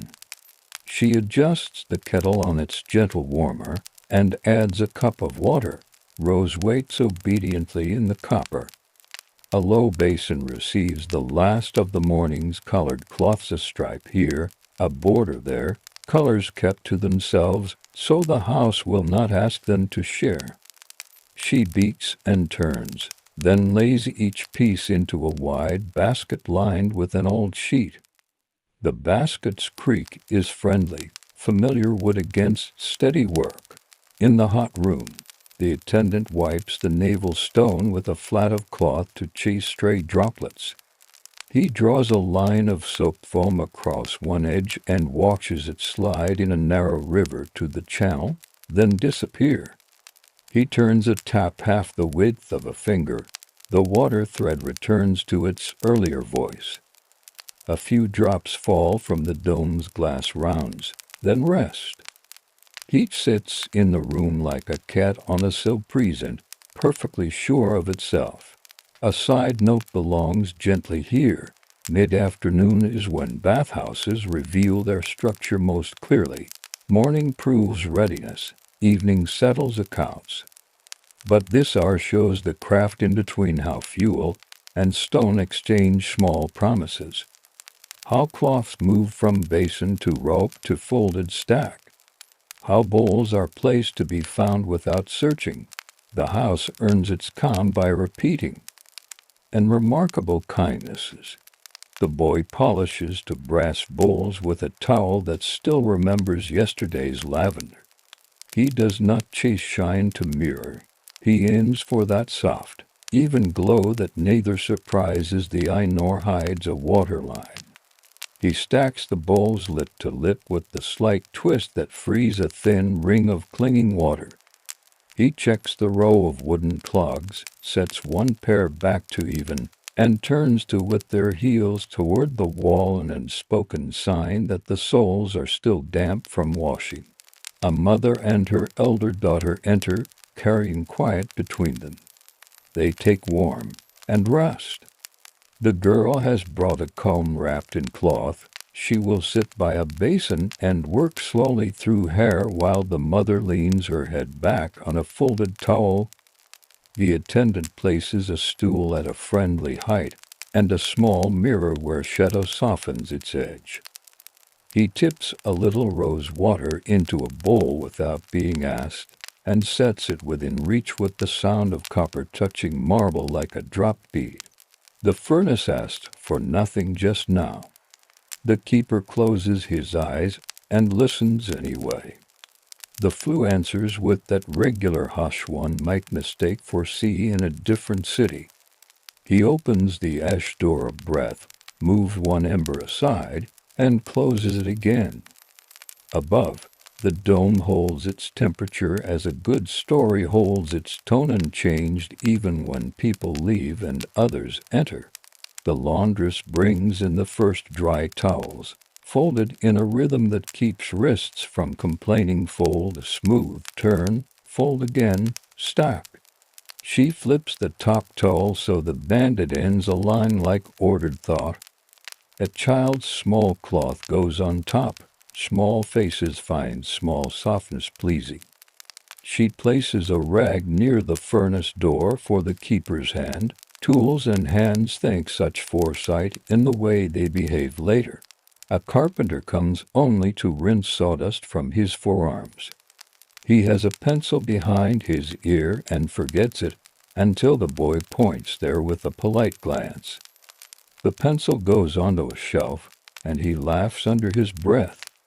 In the warm room, he pours with the long, slow tilt of someone used to measuring.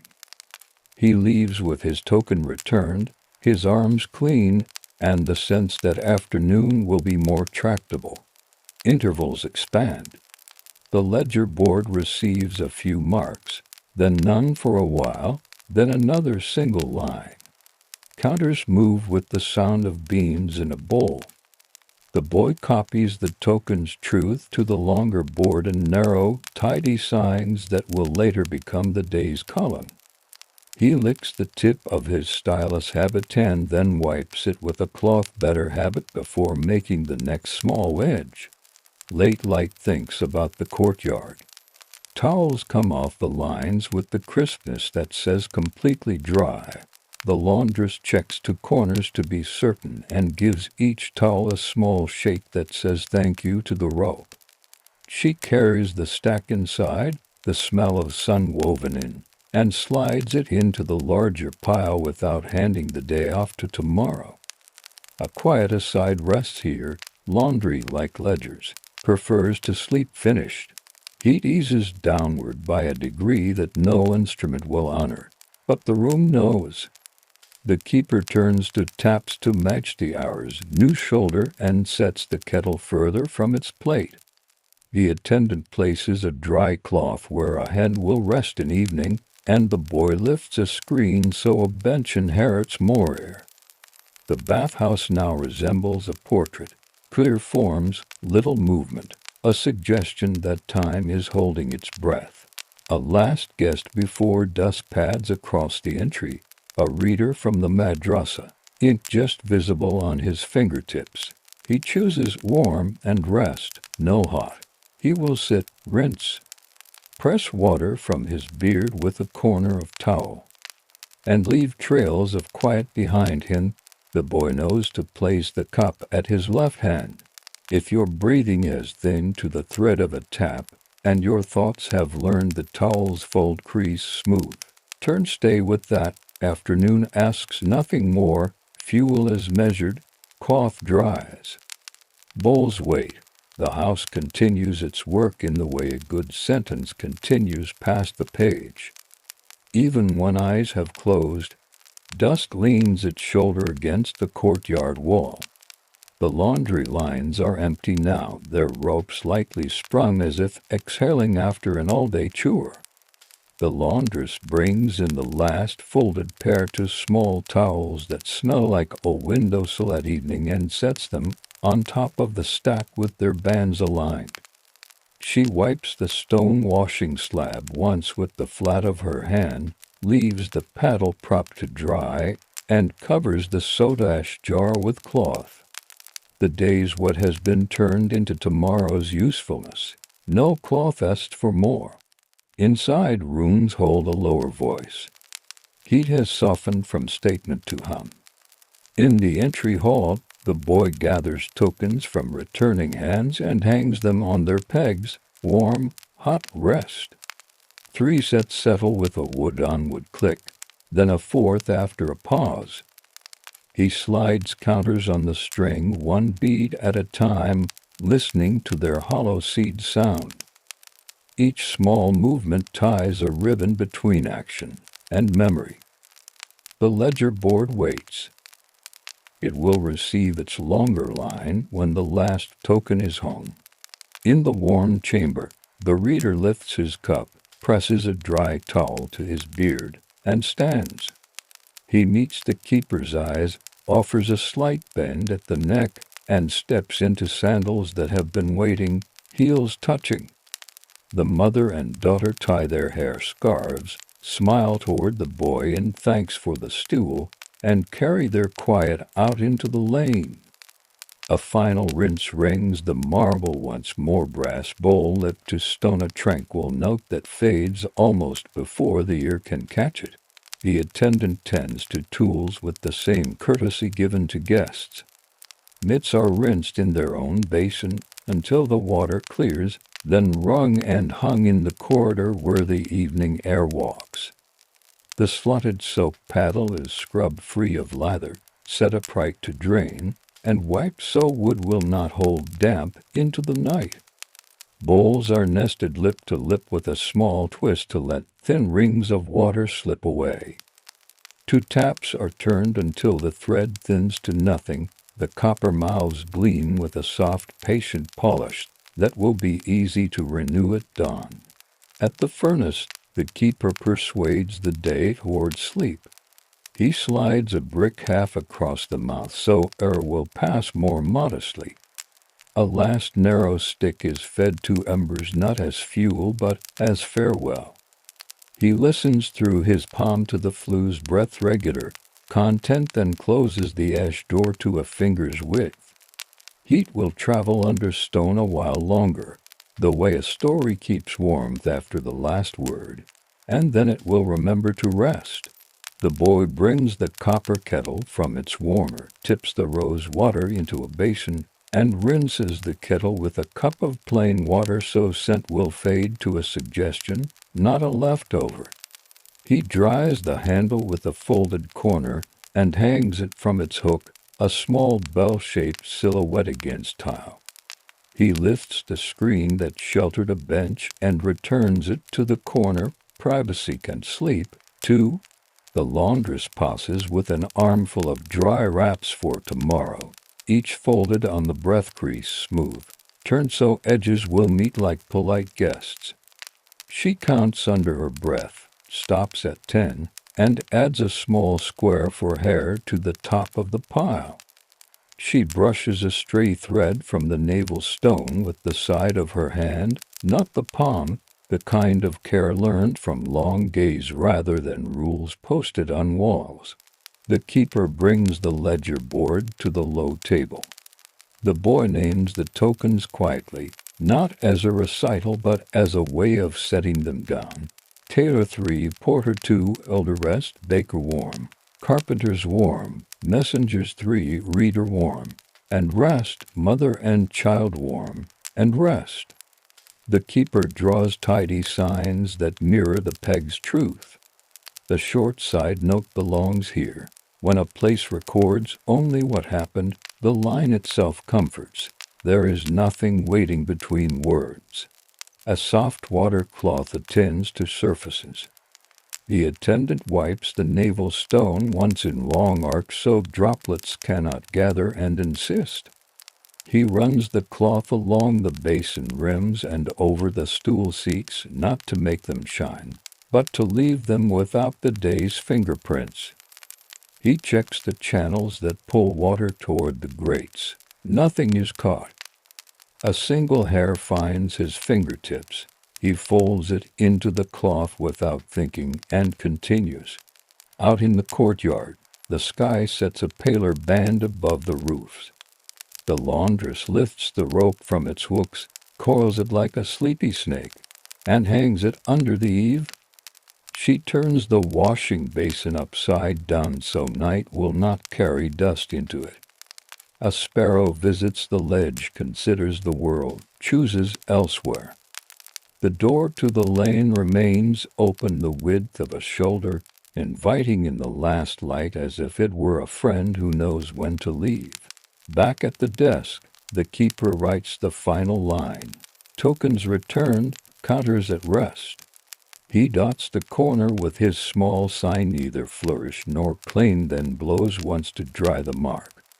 The board will become clay in the morning, a column in the day's tablet, but for now it sleeps in wood. The boy empties the small pouch from his belt. The tips inside chime once when set on the table. The keeper divides them with practiced evenness between the hands that made the day. A share for the laundress, a share for the attendant, a share for the keeper himself, a share for the boy.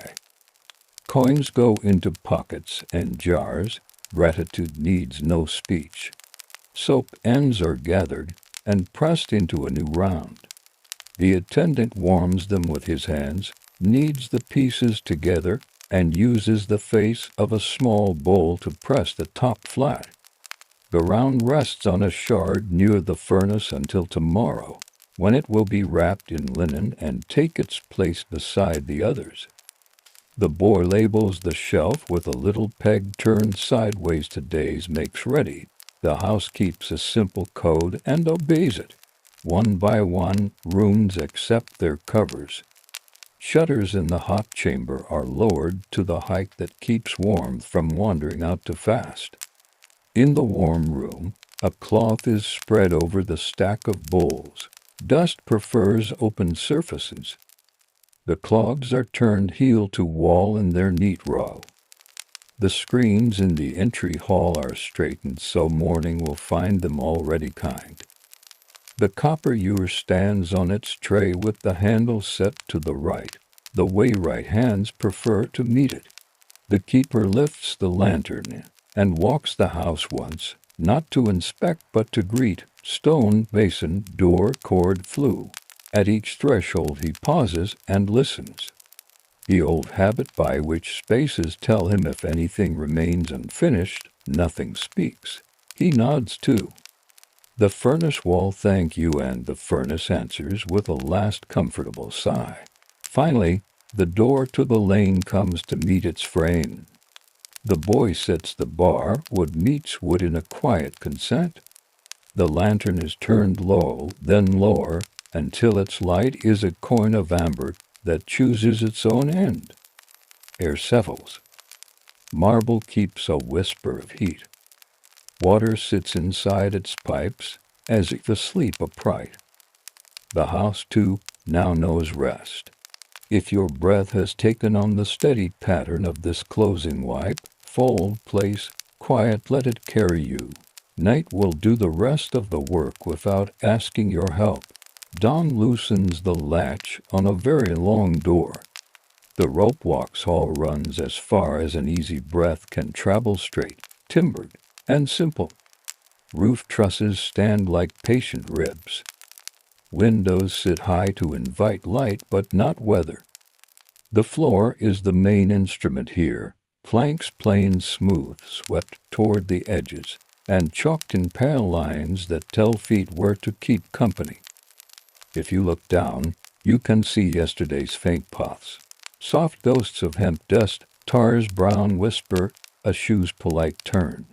The first to enter brings a broom with bristles worn honest. He tips a sprinkle of water from a bucket and draws the damp along the planks so dust will settle. The hall prefers a little moisture. Fiber agrees better with humid air than with dry. Next comes the kettle man, who places his small iron pot on a brick cradle at the wall's end. He folds kindling, then thicker sticks, and persuades a quiet flame. Tar will warm here later, not to boil or shout, only to soften and listen. Bales sit at the far end, packed flax and gold, and bound with bands that have their own creak. The bale knife knows its task. A cut the peel and the hemp wakes in wan locks, not hair and not straw, but something between. The cones called hackles wait on their bench. Each is a bed of steel teeth with its own temper, coarse for first drawing, finer for the next, finest for the last. A side note belongs softly here. This combing is not punishment, it is patience. The locks are persuaded to leave what cannot serve and keep what can. A worker with sleeves rolled above the elbow takes the first handful. He draws it through the coarse hackle, slow and even, then turns it and draws again. The sound is a low brush, like reeds against a boat's side. With each pass, short fibers fall into the tray below, the longer ones align until they lie like a river taken into order. He moves to the finer hackle. A rhythm appears: catch, draw, lift, turn. When he is done, the bundle, now called a top, is smooth at one end, tapering at the other, ready to add length to length until distance becomes rope. On a shelf, hooks and swivels hang in a quiet row. The headstock, an old wooden frame with turning hooks, stands at the hall's near end like a mild overseer. Far away, almost vanishing to the eye, another frame waits. Between them runs a traveler, a small sliding carriage on a rail for wheels, a row of lighter hooks that will walk down the hall as twist builds. The traveler is oiled at its joints, not for speed, but for acceptance. It will go when invited. The foreman arrives with a measuring wheel. Its rim bears marks, its handle bears a notch polished by years. He lays it on the floor and lets it roll the length of the first chopped line, counting under his breath.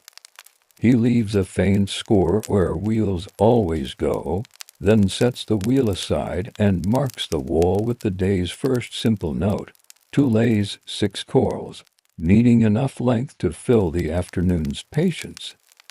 In this craft, numbers are not a hurry, they are a promise that keeps feet true. The spinner's bench holds a few familiar tools: a lump of beeswax, a soft towel for palms, a clay mug of water to touch the fingers when air turns eager. A boy enters with the quiet step of an apprentice who has learned where boards complain. He spreads a length of coarse sacking near the bale bench to catch hackle droppings for later use. Short fibers will become oakum for ceiling seams, nothing wasted. He carries the first top to the foreman as if it were a small child, supported, level, respected. At the headstock, 3 hooks wait, each with its own pair behind. Today will be 3-strand rope, the ordinary strength for ordinary work. The foreman fixes the first end of the first top to the left hook with a small ligature that knows how to let go again. He fixes the next to the middle, the next to the right. The free ends, long and loose, are tied temporarily to the traveler's hooks far down the hall. You can feel the distance even before the frame turns. The room has become a measured field. A note settles here, Rope wants just enough twist to give strength, but not temper. Too tight and it kinks, too loose and it sulks. The hall's length allows twist to distribute itself without argument. That is why the building is a mile or near to it in some towns, and if not a mile, long enough that the fibers can make up their mind. The turning begins small. The foreman lays his palm on the headstock's handle and gives it to slow turns. Hooks answer with a soft whine. The traveler considers, then moves the smallest fraction toward him, a child taking a first step. The apprentice, walking backward along the chalk, guides the three loose tops with open hands so they do not cross.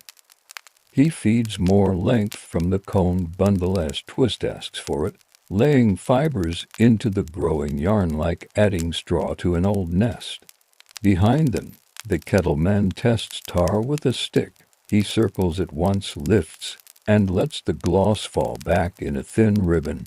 Not yet. Later, he lowers the heat by drawing the small bricks closer. Tar likes being warm the way bread likes being near a cooling oven. Moderation always welcomed. The light in the hall is other work no one speaks of. It lands from high windows and bands that cross the floor like quiet ladders. Dust in the air is not scolded, it is part of the picture, a silvering that shows where drafts decide to move. Someone opens a side door the width of a hand, air adjusts without making a case of it. The chalk lines become clearer. The apprentice's heel finds them instinctively. At intervals the foreman stops the headstock and lets the yarns breathe. He walks halfway down, pinches a strand, and listens with fingers. The fibers have learned to agree. He nods. He smooths the stray end with beeswax and a thumb. Then returns. The apprentice does not hurry to fill silence. He stands still and lets the light do the talking. At a side table, serving mallets rest with their cords, a later task. When finished, rope will receive its skin of smaller spun thread to keep it from unwinding, a gauge, a marlinspike, and a fid share the table without clutter. The smell is pine, hemp, cool timber, and a distant sweetness from the tar pot. Beginning to think. The short aside. Many ships and quays depend on this quiet procession. Without rope, cranes would only dream. Without line, sails would only wish. But in the Ropewalk, grand thoughts stay outdoors. Here, a good day is measured by the evenness between hooks, the calm of a traveler's wheels, and the feeling in a palm that the twist is true. The first length of single yarn, just one of the three that will later marrow, reaches its measure. The foreman ties off and chalks a small mark on the floor that says here. He does the same for the second, then the third. The apprentice breathes a little easier. Beginnings always carry more tension than middles. He winds surplus tops into tidy loops and hangs them on pegs so they will not learn kinks. Before the noon loaf, they stretch another set. The headstock receives the new ends. The traveler nods toward distance. The boy brings the mug and offers it first to the older hands. The foreman drinks, wipes the rim with the towel, sets the mug down where feet will not find it by mistake, and draws the handle again for the next slow turns. Hooks sing in their small way. The long, patient hall answers with the quietest applause a building can make, a board that does not creak, a draft that minds its manners, light that does not blink. If your thoughts have begun to straighten as the fibers do, kept in easy lines by chalk and habit, let them. The next part will lay these yarns together, teach them to balance each other's desires, and invite warm tar to give them weathering sense. By late morning, 3 single yarns left, middle, right, wait along their chalked lanes, each carrying the same quiet twist. The foreman runs his fingers down one, then the next, feeling for places where eagerness gathered. He smooths those spots with a thumb and a little beeswax as one might calm a colic. He nods toward the headstock. The apprentice takes his place by the traveler, hands open, standing just to one side of the middle lane so he will not become a path for wheels. The headstock turns again, but today its duty changes. The three hook pairs begin to spin together in the opposite direction, to each yarn's making. A soft whine finds a lower note, the sound of strands deciding to live as neighbors. This is laying, single voices twisted one way, now braided by a contrary desire that holds them as a single line. A side note belongs quietly here. Strength in rope is a conversation between twist and counter-twist. Calm arrives when neither insists too much.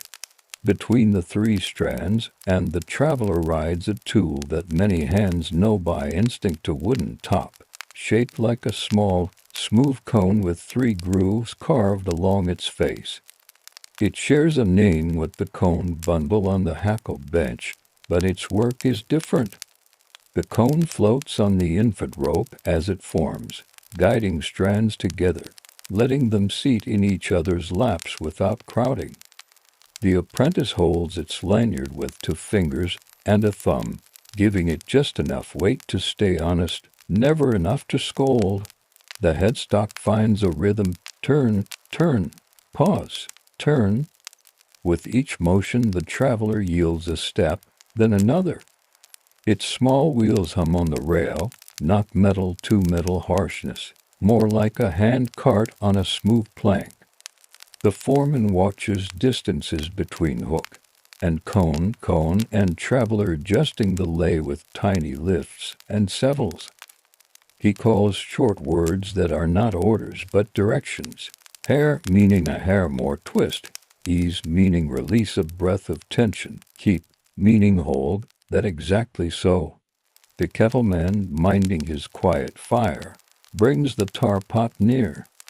He has warmed it to a good-hearted state, glossy, willing, not sticky with temper. He dips a brush that looks like a small broom and sweeps along the forming rope behind the cone, a light coat that enters the outer fibers and persuades them to remember each other in rain and salt. Tars send steps into the air, pine, pitch, a sweetness that sailors' coats carry. The apprentice is careful where it lands. He knows tar can mark more than rope if offered the chance. At the far end, a second frame, a tailstock, turns on its own slow axis to keep the new rope from growing contrary. The foreman walks halfway, pinches the lay between finger and palm, and listens with skin, the strands seat without gaps, the turns neither starve nor glut.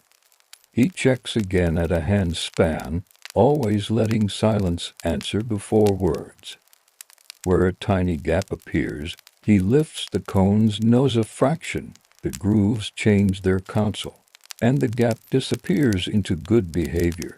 Tools wait in readiness on a bench that travels down the hall in easy shoves, a marlin spike for persuading turns, a fid for opening a path later when eyes will be spliced in, a small gauge for checking diameter. The apprentice reaches for the gauge now and then, sliding its slot over the fresh rope. The wooden mouth tells the truth without talking. When the fit is snug, he rests easier. Light from the high windows rides the rope's shallow spiral, showing it as a barley twist of shadow and brightness. Dust lifts in tiny parades when the traveler pauses. It settles again with no complaint. Someone opens the side door an inch more to invite a polite breeze. You can hear the long building answer by losing a degree of closeness, still warm, still friendly, only lighter. They stop for a sip and a look. The foreman steadies the headstock with a wooden pin through a hole. Looks hold their breath while eyes judge. He runs his palm along a forearm's length, and comes away with a few stray ends that do not belong. He rubs them down with beeswax and a damp thumb. At the tar pot the brush rests on a small crosspiece, never buried. Bristles keep their shape that way. The kettleman adds a chip of resin. The gloss agrees. Laying resumes. The traveler walks farther down its rail, a steady companion to turning hooks.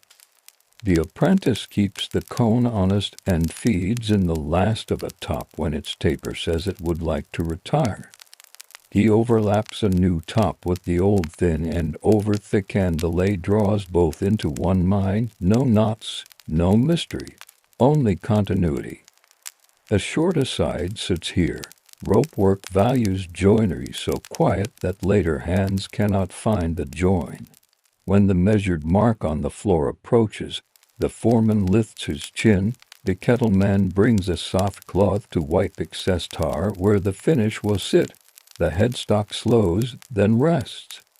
New rope stretches in a gentle line between frames, warm to the touch. Smelling like weather and tree, it is time to seize the end so twist will not unlearn itself. The serving bench rolls from the wall. On it lie small balls of spine yarn, thin tarred threads, and a serving mallet shaped like a paddle with a groove in its face. The foreman binds a temporary whipping around the live end with a few quick turns, then begins the service. The mallet swings in short arcs, the groove carrying the thin yarn around and around the rope with even pressure. The yarn lays down as a skin, each wrap touching the last, building a collar that keeps the lay from opening. The sound is a pleasant, repetitive tap, wood-kissing line, time being bound so it will not wander. The apprentice feeds the tarred yarn by fingertip from its ball, keeping drag constant. When the collar reaches the gauge's small mark, they finish with a tuck and a gentle hammer of the mallet's back. The end looks modest and certain. Now they cut the length free from the tailstock with a saw that knows fibers better than knots. The rope sags one hand's breadth, then settles onto trestles, as if relieved to have become itself.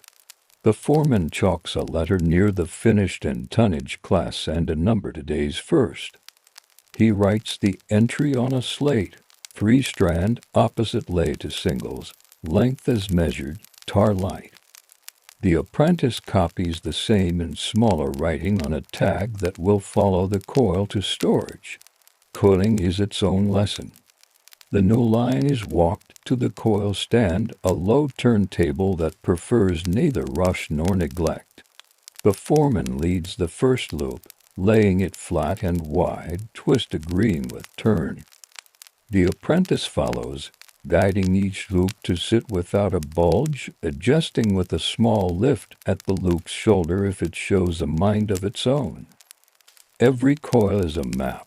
You can read where impatience would have made a hill. You can see where attention kept the shore smooth. Here, the shoreline is serene. The kettleman brushes the coils outside once more, not to soak, only to seal. He lets the brush steak on the exit from each stroke, not the entry, so the tar thins itself. A rag waits for drips. The brush returns to its crosspiece to keep its bristles from learning a bend. The coil receives its tag under the first tuck. The foreman lifts the coil with the apprentice 2 hands, each end sets it on a dolly with wooden wheels that will not bruise the floor's temper. Before noon bread, a second length begins. Hands return to their posts without fanfare. The headstock nods, the traveler answers, the cone finds its lane. A gull calls far from the river mouth, the hall keeps its own quiet. The second rope will belong to a crane, the foreman says, and so the lay is made a hair tighter, the tar a shade thicker. Differences live in such narrow spaces that only palms and eyes-trained buyers can tell. If your thoughts have begun to spiral into a single, unhurried line, 3 threads laid into one pathlet them. In the next part, finished coils are measured and marked. Splices are taught on a bench with a fid, and the day's tally takes its place on a slate that turns toward tomorrow without asking for applause. Midday slides along the high windows like a hand-smoothing cloth. The first coil rests on its dolly, edges level, tag tucked. It has a center now or calm middle that will remember how to pay out without quarrel. The foreman rolls the measuring wheel to the coil and notes the count again, not because he doubts, but because the craft likes to answers that match. He touches a chalk to the coil's outer turn and writes the length in a number even a sleepy eye can trust. A narrow rod with notches 6 to the fathom leans on the bench. The apprentice lifts it and lays it across the coil, notch to notch, learning with his hands what his head already knows: distance has a body. He marks a small thread at every full fathom on the coil's inside with a dab of pale twine. These are telltales for the crew who will pay the rope out on a quay or deck. Fingers will find them in low light and know where they stand without measuring aloud. On the splicing bench, a clean plank waits. A feet of hardwood lies beside a marlin spike of polished iron, both shaped by use to fit their owner's palms. The foreman sets a shorter length of fresh-laid rope upon the plank and smooths it with his hand, working from center outward to relax any shy twist. "Aye," he says, meaning an eye splice for a hook or pin. The apprentice nods, and they begin the quiet lesson. The foreman unlays the ropes, and only a short wee 3 strands, set free like tame braids. He tucks one strand under its neighbor in the standing part, turns the rope, tucks the necks under the necks, then the last under the last. The motion is patient and small. Lift with the fid, open a path like parting reeds, slide the strand through, lay it flat, and smooth with a thumb. The apprentice follows the path with his eyes, then with his fingers. He learns to keep the lay's original direction, not to force crossings that would thicken and bruise. 3 full tucks, the foreman says, then 2 more thinner. After the 3rd round, he teases half the yarns out of each working end, trims them with a blade that does not brag, and completes the last turns with the slimmer has. The eye lies round and honest, not pinched, not swollen. He serves a short collar over the throat with tarred yarn, and the small mallet turns of equal pressure, marching like disciplined ants. When he stops, the collar looks inevitable, as if the rope had been born knowing it. A soft aside belongs here. Splicing is a promise made with the rope's own language. Knots can be useful, but they take bulk and can slip when soaked or frozen. A good splice respects the lay and hides its ingenuity in plain sight. The apprentice tries his own. He opens the rope with the fid, slower than the older hand, but careful. He tucks left, turns, tucks middle, turns, tucks right. He pauses to smooth with his thumb and to align the strands so they lie where they prefer. He forgets to breathe, then remembers.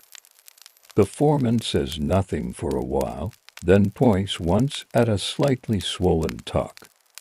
The boy lifts the strand, eases it, and the swelling relaxes like a held breath released. When the eye is done, the foreman tests it. He hooks it over a pinned bar at the bench's end and leans with his weight, not to challenge, just to ask. The splice answers in silence. He nods, and the boy grins in a small way that does not disturb the room. Back at the tar pot, the kettleman lowers the heat. Afternoon prefers gentle gloss, not heavy coat.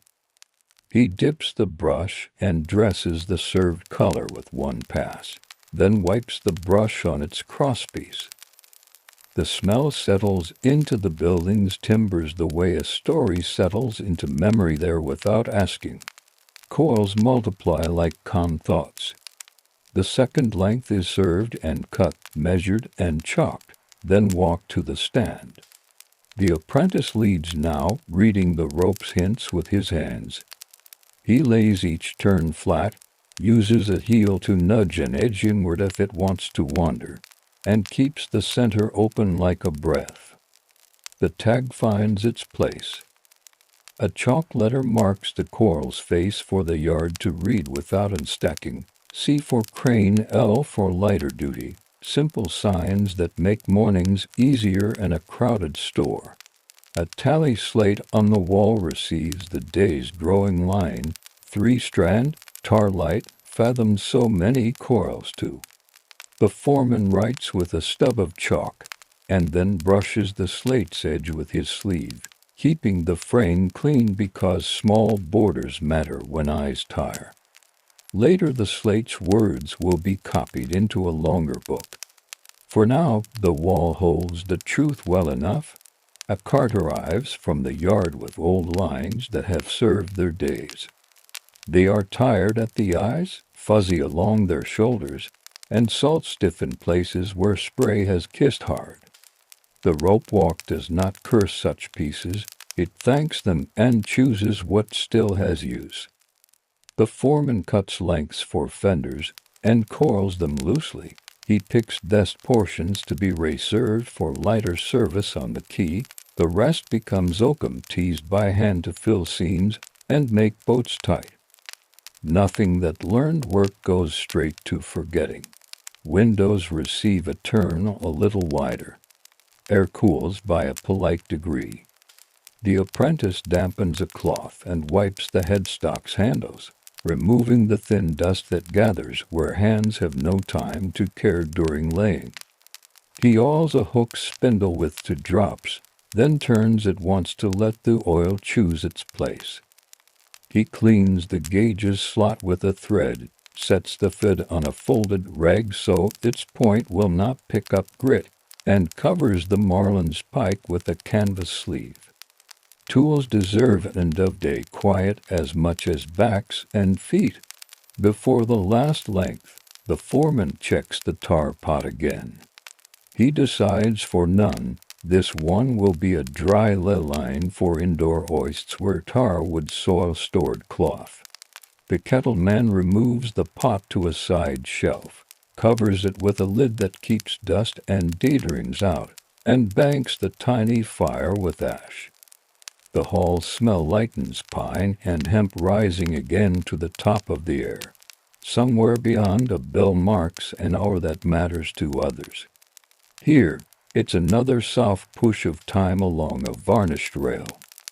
They begin the final piece with hands already remembering. The headstock hums its regular vow. The traveler rolls with an even temper. The cone rides the forming line like a small boat on a measured tide. The apprentice watches the distance from cone to traveler, from traveler to foreman's eye, and keeps it all in a gentle triangle of attention. When the length is finished, they seize and serve its end, cut, coil, and tag. The coil sits like a sleeping wheel. The foreman chalks the last mark on the floor and smiles at the exact way it matches this morning's. The slate receives the final numbers. The wheel is leaned where it always leans. The bench is brushed. The kettle's fire is a memory now, not a flame. A closing aside fits. The strength of a Ropewalk day is not in one grand task. It is in the accumulation of correct small decisions: how far to open a strand, how much to lift the cone's nose. How warm is warm enough? Such decisions rarely ask language. They ask palms, wrists, and a pace that never argues with itself. Light lowers in a long stripe. Dust turns to gold for a minute, then to nothing. The hall keeps its length. The floor keeps its chalk. The new coils wait on their dollies. edges even, centers true, each holding a comb that will travel with them out the big door and into whatever use calls next. If your breathing has taken on the coil's logic crown, even gently stacked, let it stay. In the next part, the finished lines meet stamps and stowage. A ship's clerk arrives with a quiet ledger, and the Ropewalk tiddies itself toward the kind of evening that remembers tomorrow kindly.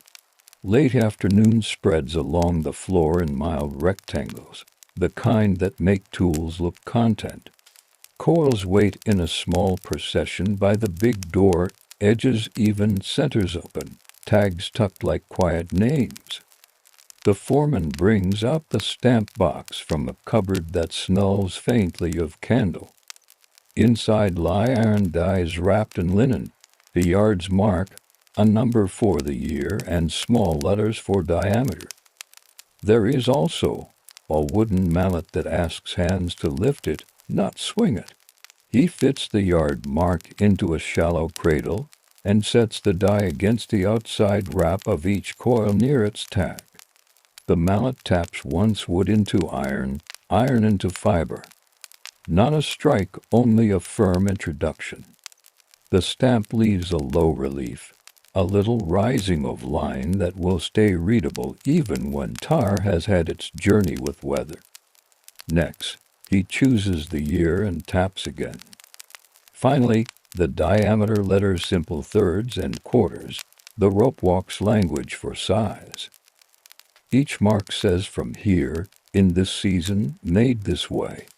The apprentice follows with a pot of thin sealing tar and a short brush.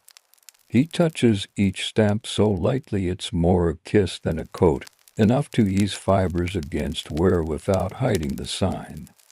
Where the rope is a dry lay the indoor line marked earlier, the brush stays skyward. Dry rope keeps its pale grain, a color like straw that has decided to stay indoors. Racking comes next. Along the wall stand wooden arms like com antlers, each labeled with a painted number and a word: crane, wharf, sail, store, indoor.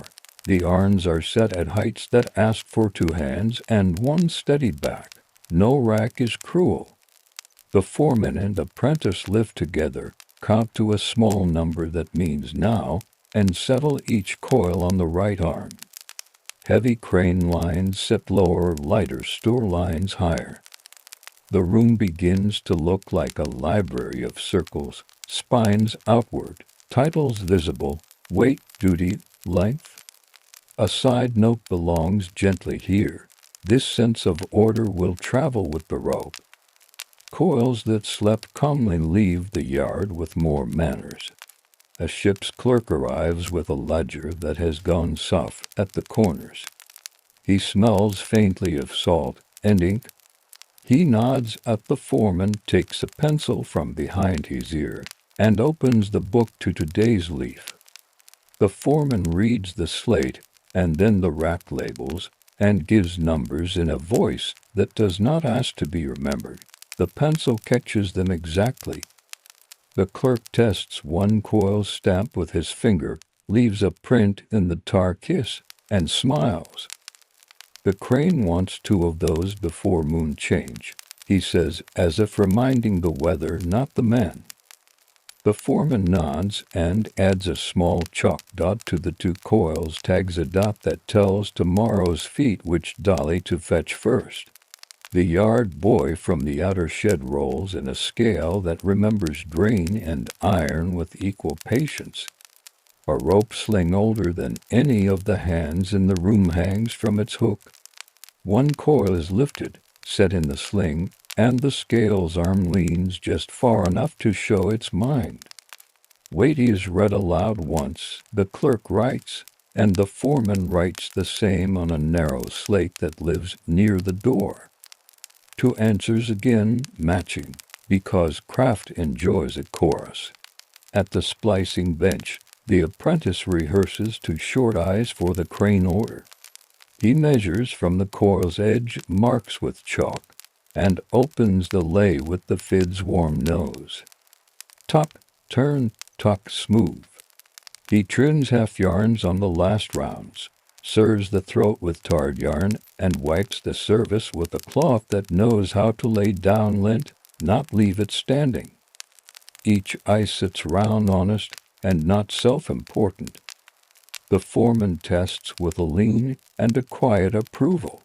The kettleman, his fire banked to embers, covers the tar pot with a snug lid and slides the brick cradle aside so heat will not persuade memory where it isn't needed.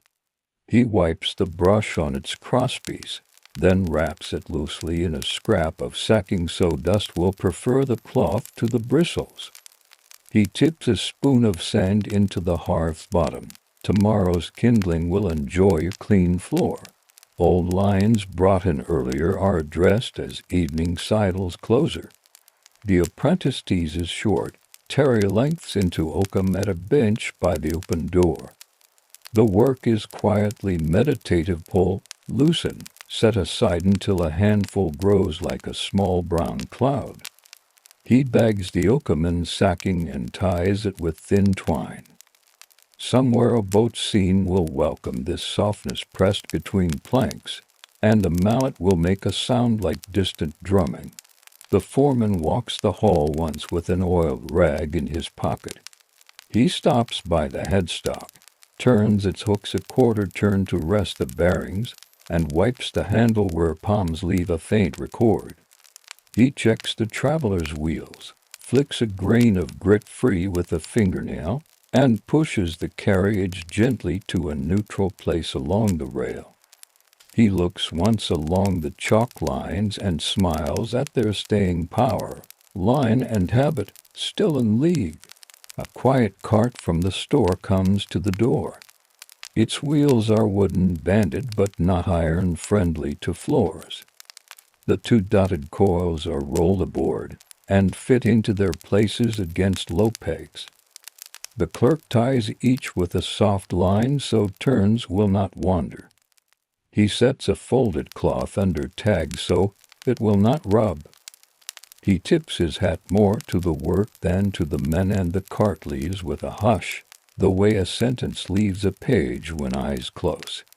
Light tilts toward gold. The apprentice sweeps the hall in long, unhurried strokes, bristles guiding dust toward the edges where sacking waits to receive it. He dampens the broom once, then once again. The sweep gathers shivers of hemp, a few wayward twistings, and the fine ash that traveled from the kettle's corner. He ties the sacking and sets it in the scrap bin. Tomorrow's fire will be glad of it. The floor looks larger when it is freshly drawn in one direction. On the bench, the Fed and Marlin spike rest on their folded rag. The gauge leans on its notch-stick friend. The beeswax is wrapped and pressed with a thumb so it will not collect the night's drift. The serving mallet lies with its face up so the groove will not learn a dent from the wood. The cone, the wooden top that guided the day, goes into its box and earns the small, affectionate pat that hands sometimes give to instruments that behave. Windows are pulled nearly closed, leaving the narrowest invitation to air. The big door is drawn to but not barred. Another coil may yet come in from the yard, or a neighbor might ask to weigh a line while the light still cooperates. The hall itself seems to settle, its long timbers letting out a breath you can only see in the way shadows change. The clerk returns once more with a question that belongs to paperwork, not rope. The foreman answers by pointing. Here on the slate, saying in the book 3 lines for wharf by week's end. The clerk nods, writes, and leaves the pencil behind by accident. The apprentice finds it, smiles, and places it on the sill where a hand will see it when a head does not. A closing aside fits like a coil's inner loop. Places of making often look simple at day's end. The lines that kept attention twist, distance, measure are still present, just quieter. The room's strength is in that quiet. It will greet tomorrow with the same chalk, the same handles. the same long sentence of floor. Evenings, edge darkens the far end first. The foreman lifts the stamp box back to its shelf and lowers the lid as if pledging to meet it again. He runs the oiled rag along the rack arms nearest his reach, a kind of handshake with tomorrow. The apprentice stands by the doorway, broom at ease, and looks down the hall as if reading a book he doesn't need to finish tonight. If your breath has learned the later tempo stamp, rack sweep, rest, let it keep time. The hall will hold itself now. Numbers arrive last. The way-do arrives after night has already taken the sky. The clerk returns with his book. The foreman lifts the wall slate down to the bench. The apprentice sets a lamp with a trimmed wick where it will not throw shadows across the page. The lamp has learned to be modest, small flame, clean edge, no sputter. Graphite meets paper in tidy columns. Date, lay, length, weight, duty. No flourishes. The Ropewalk prefers lines that speak plainly and can be read in a winter morning when gloves are on. The clerk totals the day's lengths with the end of his pencil, the old habit of tapping once when the sum pleases the eye. The foreman repeats the numbers on a wooden tally that hangs by a leather thong from the big door's post. 2 answers again, 2 quiet nods. A side note belongs softly here. In places with long work and few witnesses, duplication is a kindness, not a suspicion. It keeps tomorrow from borrowing worry it does not need. The apprentice wipes the chalk from the slate's face with a damp cloth, moving in slow arcs so dust does not leap. He draws the new lines for tomorrow. 3 lanes, crisp and parallel, a hand's width between. He pulls the measuring wheel along one lane again, not to measure now, but to remind the boards how a straight path feels. The wheel leaves a faint brightness, as if the floor had been combed. At the headstock, hooks receive a dab of oil rubbed in with the same cloth that tended the slate. The handle turns a quarter and rests, bearings like to sleep in different positions, the way a neck likes a second pillow. The traveler is rolled to its neutral middle, wheels aligned with their rail, the cone's box snug closed with a latch made from a worn scrap of rope that retired to a gentler post. The serving mount lies groove up, a folded rag sits beneath its head. The fed and marlin spike return to their sleeve. Their points, like pronouns, behave best when covered. A cart from the yard creaks once at the door and then pauses. A neighbor steps down old, with a hat that has learned weather, and asks if the scale can say whether his coil of line will please the mill's hoist. It takes a minute to oblige. The apprentice lifts the sling, cradles the neighbor's coil, and sets it on the hook. The arm leans, the number says what it says, and the neighbor smiles. Enough, he murmurs. He tips his hat toward the hall, not merely the men, and wheels his line away. The Ropewalk's generosity is an unspoken part of its ledger. Light lowers to the timber's undersides. The apprentice sweeps once more, this time only the center path, the broom's soft hiss making the floor seem longer. Hemp shivers gather into the mouth of the sacking. He ties it and places it by the kettle's ash, a pair of small gifts for tomorrow's flame. He wipes the broom's bristles with his hand to take out what they collected, then rests it upside down so its back will not learn a bend. The foreman writes the last entry on a narrow board, tomorrow's first intention. 3 strand for wharf, tar light, 1 dry lay for store.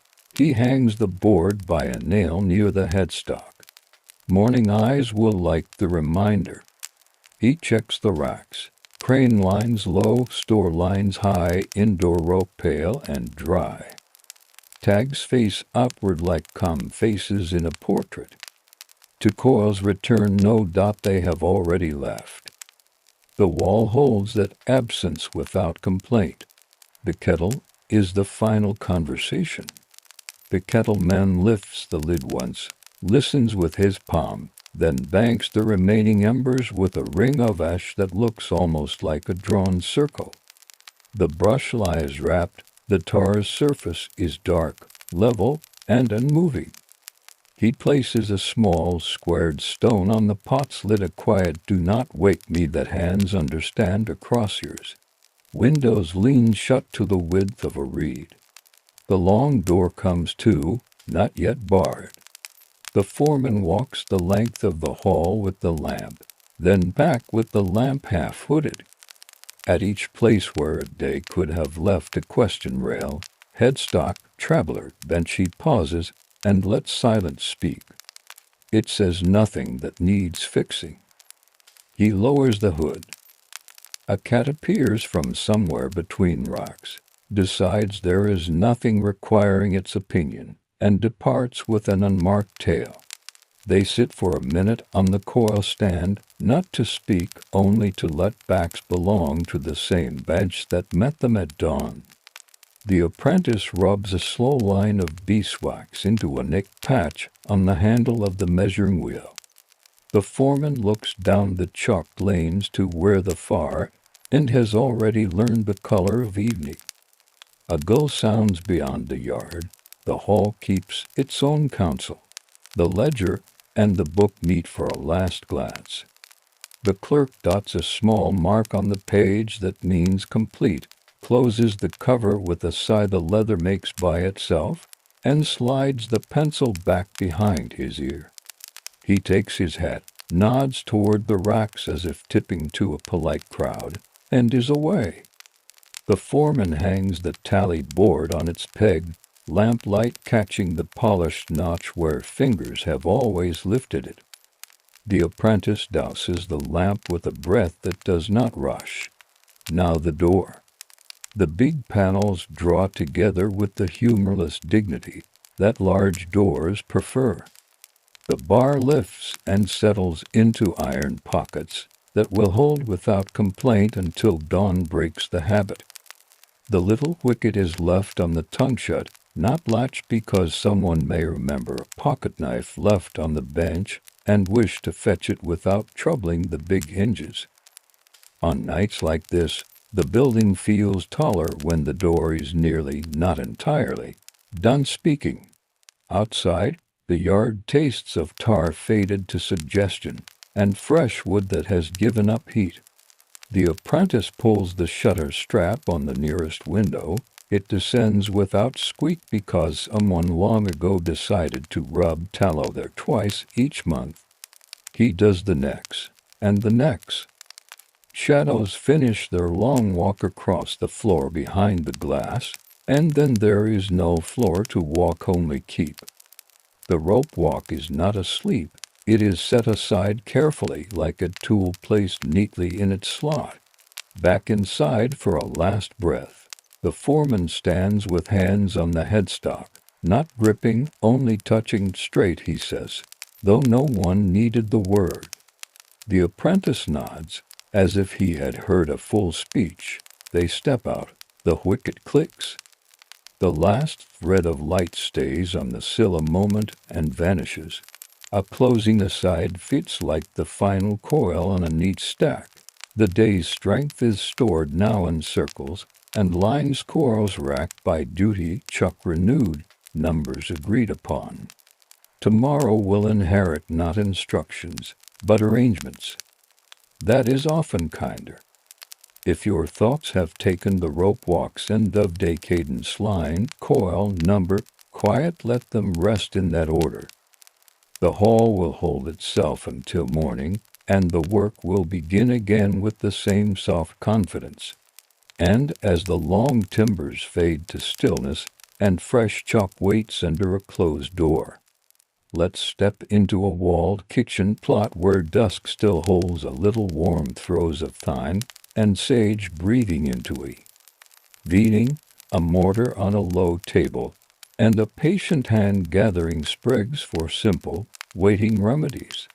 Evening gathers in the low walls curve as if the stones themselves remembered warmth. The garden does not hurry. Rose move from tall to small, fennel's feathery reach, rosemary like small pines, sage in gentle gray-green folds, thyme close to the soil, a quilt stitched in living squares. Poths of packed earth hold the day's footnotes, a heel's half-moon, a basket's oval. Bees have written their last sentences and gone. Air carries a clean, leaf-bitter scent that sits between mint and smoke. The keeper of this plot steps through the wicket gate with a willow basket on her arm. She has washed her hands, plants notice such things. Cloth wraps her hair, not tight, just enough to keep strands from learning the mortar later. A small knife waits in her palm, its edge honest rather than sharp, the sort of blade that prefers peeling to cutting.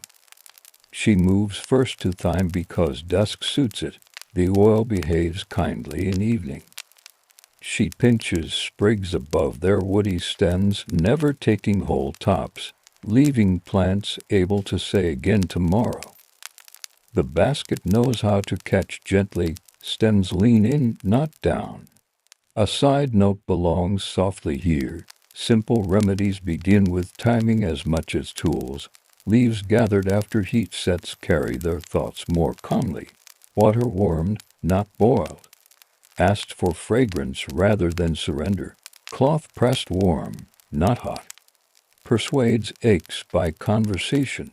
Sage grows near the path where it does not rush. She slides the knife beneath a leaf and invites it to fold into the basket with its neighbors. Leaves feel plush, almost like linen that has earned 100 washings. Sage minds the muff she has written before in her small notebook. Later cooled infusion will rinse sore gums. Not a cure-all, just a steady helper. Rosemary offers short, woody lengths each a brush of resin. She takes a handful for rubbing joints that complain when weather thinks of rain. Mint waits in shade. She nods to it and promises later. At the far bed, chamomile's small sons look up without arguing about light that has already left. She plucks the heads by the soft pinch she learned from a friend press. Turn, lift. The basket receives a modest cloud. Nearby, Yarrow keeps a ferny discipline. She thanks it with a few stems for a future poultice when a scrape asked for calm. Groundsel and plantain have volunteered at the passage. She leaves them tonight. A garden is partly design, partly the world's suggestions. The mortar and pestle rest on a low table under a lean-to where the hearth's warm breath travels. The mortar is stone, not too heavy to move, not so light that it runs away from work. A small earthen pot sits nearby. Water warms in a kettle on a trivet, no boiling, just the conversation heat makes when it is thinking about steam. On a peg hang lengths of clean linen, pieces cut from shirts that learned usefulness beyond their first lifetimes. A jar of honey catches the last gold. It will lend sweetness, and it's patient keeping to syrups. She lays thyme sprigs on a reed tray and passes her palm over them not to dry, only to lose the garden's dew. A handful goes into the mortar with a pinch of salt to help the crushing.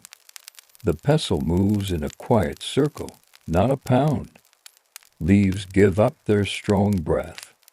She tips the green mash into a small bowl and adds warm water by spoonfuls, watching color and scent agree.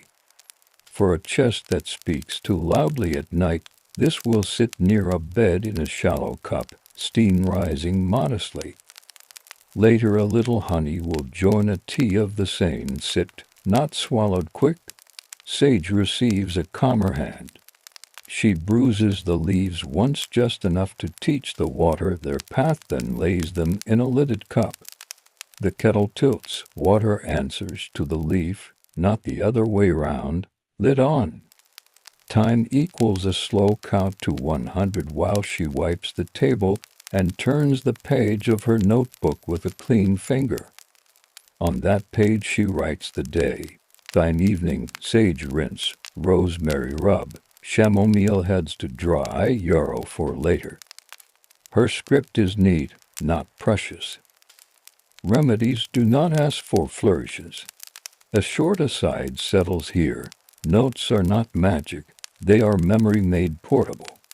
In a world that moves by seasons rather than by glass dials, a line written today spares guessing next month when a cough arrives with early frost.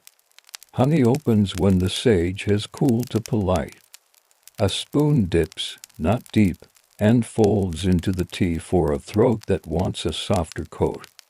She sieves a small portion into a brown bottle stoppered with cork and ties a rag around the top in case travel jostles it.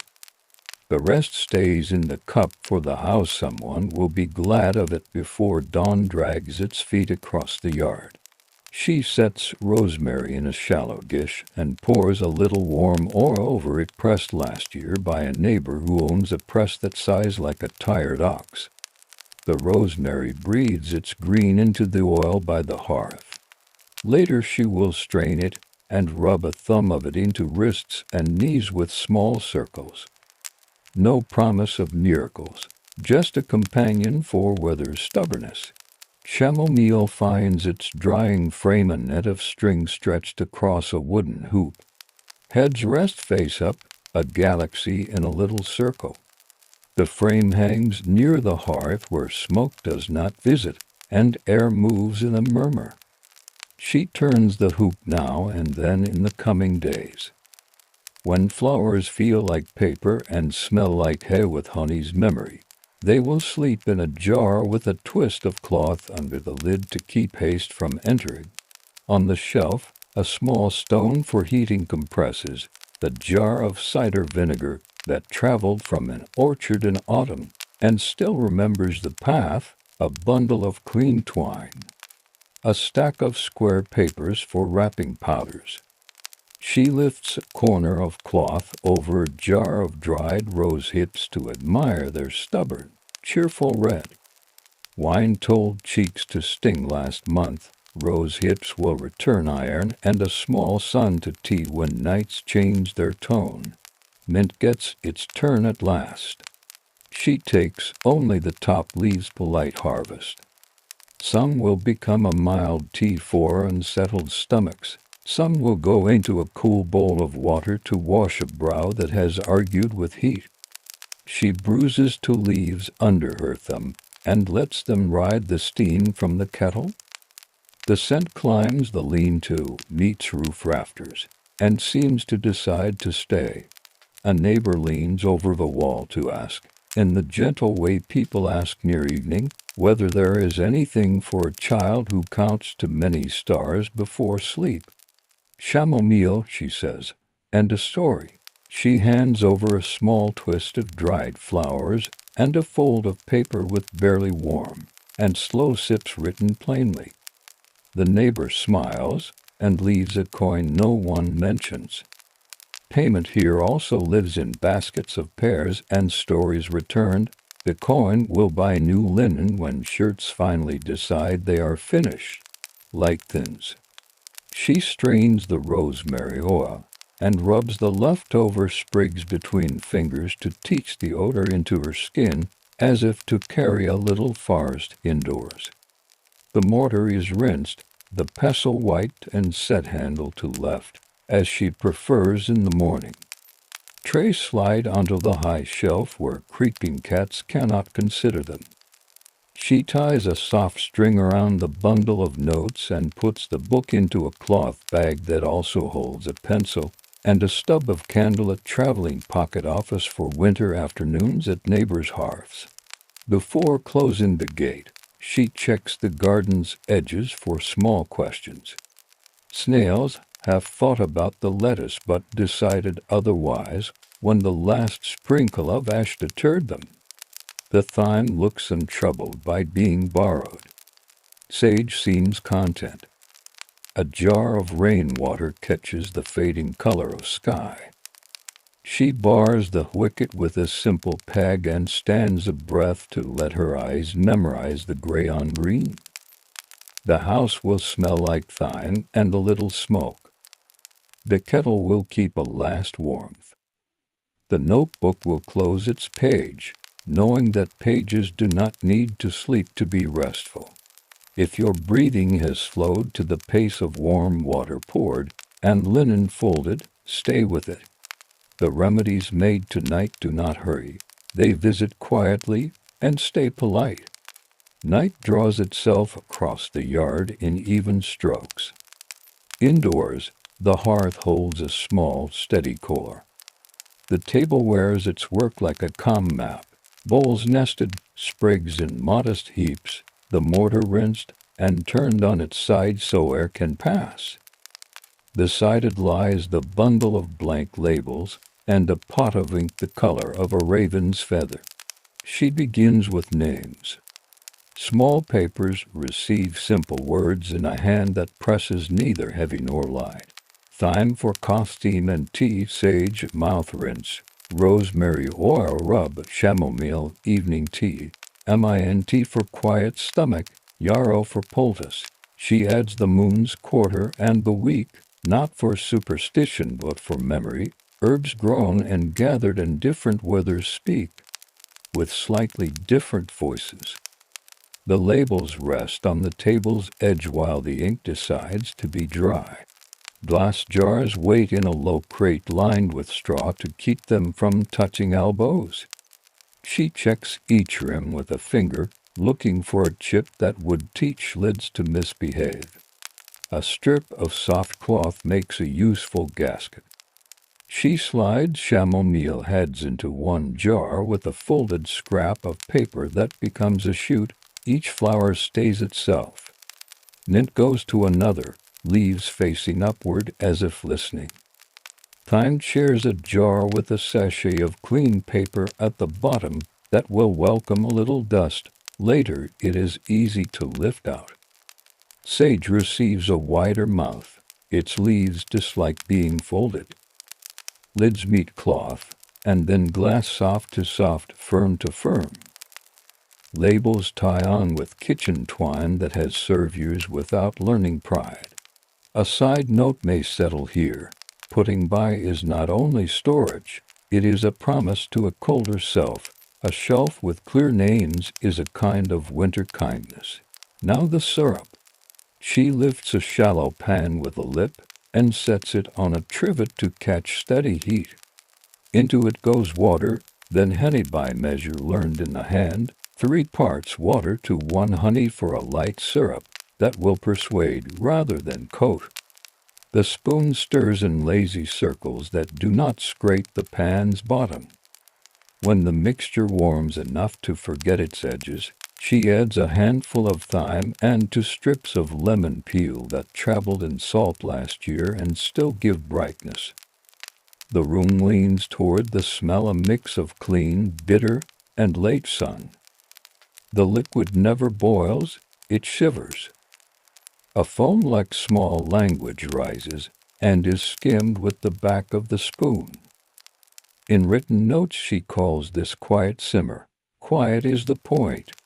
While the syrup listens, cloth learns its task. She takes a square of linen and folds it into a sash, long, even, and double. This will become a compress for a chest that needs warmth and attention. Another square is folded smaller, palm size, to sit over a brow. She warms a flat stone by the hearth and tests it against her wrist until it says not troublesome. The stone sits on a folded towel, the sash rests across it, drinking heat. A bowl waits nearby with thyme infusion strained and kept warm by a lid. Compresses like to meet both heat and scent. She writes a small card in plain words for a neighbor who will come in the morning. Warm the sash on a stone, dampen with thyme tea, ring lay across chest, cover with dry cloth. Sit, breathe slow. She tucks the card into a tin with a hinged lid that once kept pins in order. The tin now keeps instructions found easily by sleepy hands. The syrup deepens to the color of straw near dusk. A thread lifted on the spoon's edge falls in a slower line. She strains it through linen set in a sieve, squeezes the pouch with two careful turns so honey will not squander itself in the cloth, and lets the last drops take their time. Poured into brown bottles, the syrup looks like a late afternoon saved for later. A label says thyme and honey, 1 spoon, warm, slow, cork seat with a friendly sound. Wax is not needed for a bottle that will be opened often and finished soon, or asked for a jar of its own. Rosemary's steeped portion has grown green as if the branch topped the liquid to remember hillsides. She strains and funnels it into a bottle with a mouth wide enough to accept a finger later. A few needles go in as a bookmark for the nose. Rub for joints, small circles, the label reads, tied on with twine. She shows the bottle the back of her hand as if to ask whether it will behave. The scent answers more politely than any reply. A gentle aside belongs. Remedies like these were never secrets. They were household agreements. A shelf of jars is a cupboard of conversations between plant and person. Repeated in many rooms where smoke stains the rafters and spoons count the weather. Now poultice. Yarrow and a little plantain from the path edge are chopped with the rhythm of someone cutting vegetables for soup. No fuss. Into the mortar they go with a spoon of warm water and a breath of vinegar. The pestle turns without haste. When the mash becomes a green paste, she spreads it on a square of linen, folds the edges like an envelope, and warms it between two plates above the hearth's quiet shoulder.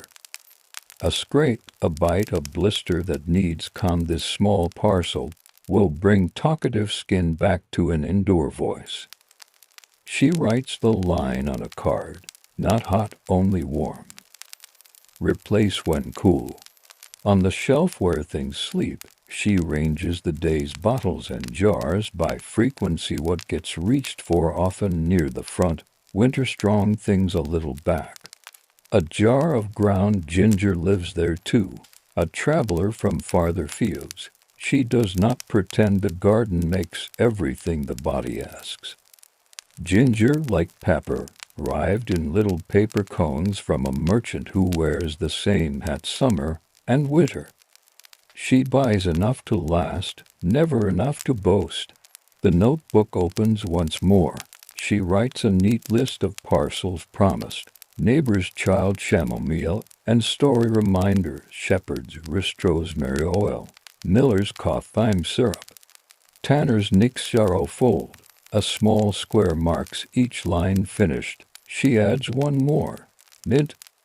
Water for heat days. Decide it. She draws a tiny circle that means keep watch. Mint asks to be fresh and will not wait long. The house's noises turn soft. A kettle breathes, not sings. The spoon finds its hook. The broom leans where it always leans, bristles up. She ties the bundle of instructions for the morning's deliveries with twine, slides it into the cloth bag with the pencil and candle, and lays the bag by the door that faces the garden. The door itself remembers to swell in damp weather. Tonight it closes with a polite fit. Before sleep, she checks the hearth for safety, spreads the ash with the poker, and leaves the kettle one hand's width from the live ember. The mortar sits dry, its bowl tilted. The pestle lies beside it, handle turned the way her morning hand prefers to meet it. The room smells like thyme that turned sweet, rosemary's forest, and linen that has learned hot water many times. If your thoughts have settled into the pace of labels tied and lids set, let them remain there. Nothing presses. Winter will come when it comes. The shelf is ready to introduce itself, calmly, when asked. Morning enters by plain means, a gray that brightens, a kettle that remembers to murmur, a floor that grows more certain underfoot. The garden shows a film of dew like fine handwriting across leaves. Time holds tiny beads along its edges, each a small lens. She lifts the latch with the quiet that belongs to early hours, and carries her cloth bag, the one with the bottles and folded cards, over her shoulder. The willow basket rides on her arm, empty for now and ready to return with what neighbors return, coins sometimes, pears sometimes, gratitude often. First stop is the house with blue shutters and a cat who has never seen the need to hurry. The neighbor's child appears at the threshold in a blanket, hair in mild disarray and eyes untroubled. The mother smiles behind her, a sleep that has rehearsal marks across her cheek. It helps, she says, which is a whole paragraph into words. The bundle of chamomile is lighter now. The card with barely warmed shows a crease where it was read twice. She takes back the empty cup and leaves a few more flower heads just to keep their shelf from becoming lonely. The child counts the heads and forgets to finish, which is its own cure. The lane leads to the miller's cottage, where the door always stands a hand's width open for flower to leave and come, time moving like dust. The miller coughs, the kind of cough that has given up drama. She places the thyme and honey bottle on the table, points to the line that reads 1 spoon, warmed slow, and repeats the last word because people like to turn medicine into challenge. Slow, she says, and the miller nods and actually reads the word as if it were new. She warms a little water in a cup on the hearthstone and shows the spoon's leisure in the swirl, then leaves the bottle where the morning will see it and find it reasonable. At the bend where the path meets the brook, the shepherd's cottage leans in, listening to the water's news. He has a wrist that reads weather too well. She places the rosemary oil in his palm and makes a small circle with her thumb on his skin, not quite touching, teaching the motion with air. Small circles, she says. He copies, then breathes with that odd relief that comes when someone gives a joint permission to stop guarding itself. He offers a bit of hard cheese and thanks. She sets it in the basket's corner where it can feel dignified. On the return path she stops by a fence where rosehips still show red. She takes a few that winter forgot, soft but honest, and pockets them for tea where iron needs its say. The morning has decided to be almost warm. She answers by opening her shawl's knot and letting it drape looser. The dew gives up where sun. Asks nicely. Back home, she empties the cloth bag and returns the pencil to its cup, the folded cards to their drawer. Bottles take their shelf places again. The kettle receives new water and restarts its small conversation with heat. On the high hoop the chamomile heads she gathered last night have begun their drift toward papery. She turns the hoop a quarter, not because it must, but because attention likes to find an object. Mint leaves in their jar look as if they are thinking. She opens the lid, lets curiosity become air, and closes it again. A neighbor arrives at the gate with a question in both hands, a tin cup and a puzzled brow. It didn't taste right, she says. Maybe I boiled it. They walk to the hearth together.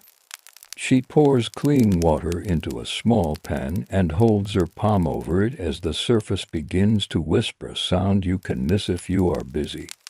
Here, she says, water that is thinking about boiling but hasn't made up its mind. She drops 3 chamomile heads, counts to 30 in a tune she must have learned from the yard's drip, removes the pan and covers it with a saucer. Steam wants the work, not the rolling. The neighbor inhales the smell that answers apple, and straw and nods as if someone had explained how the day will behave. They pour into the tin cup and allow it to sit until heat forgets its urgency.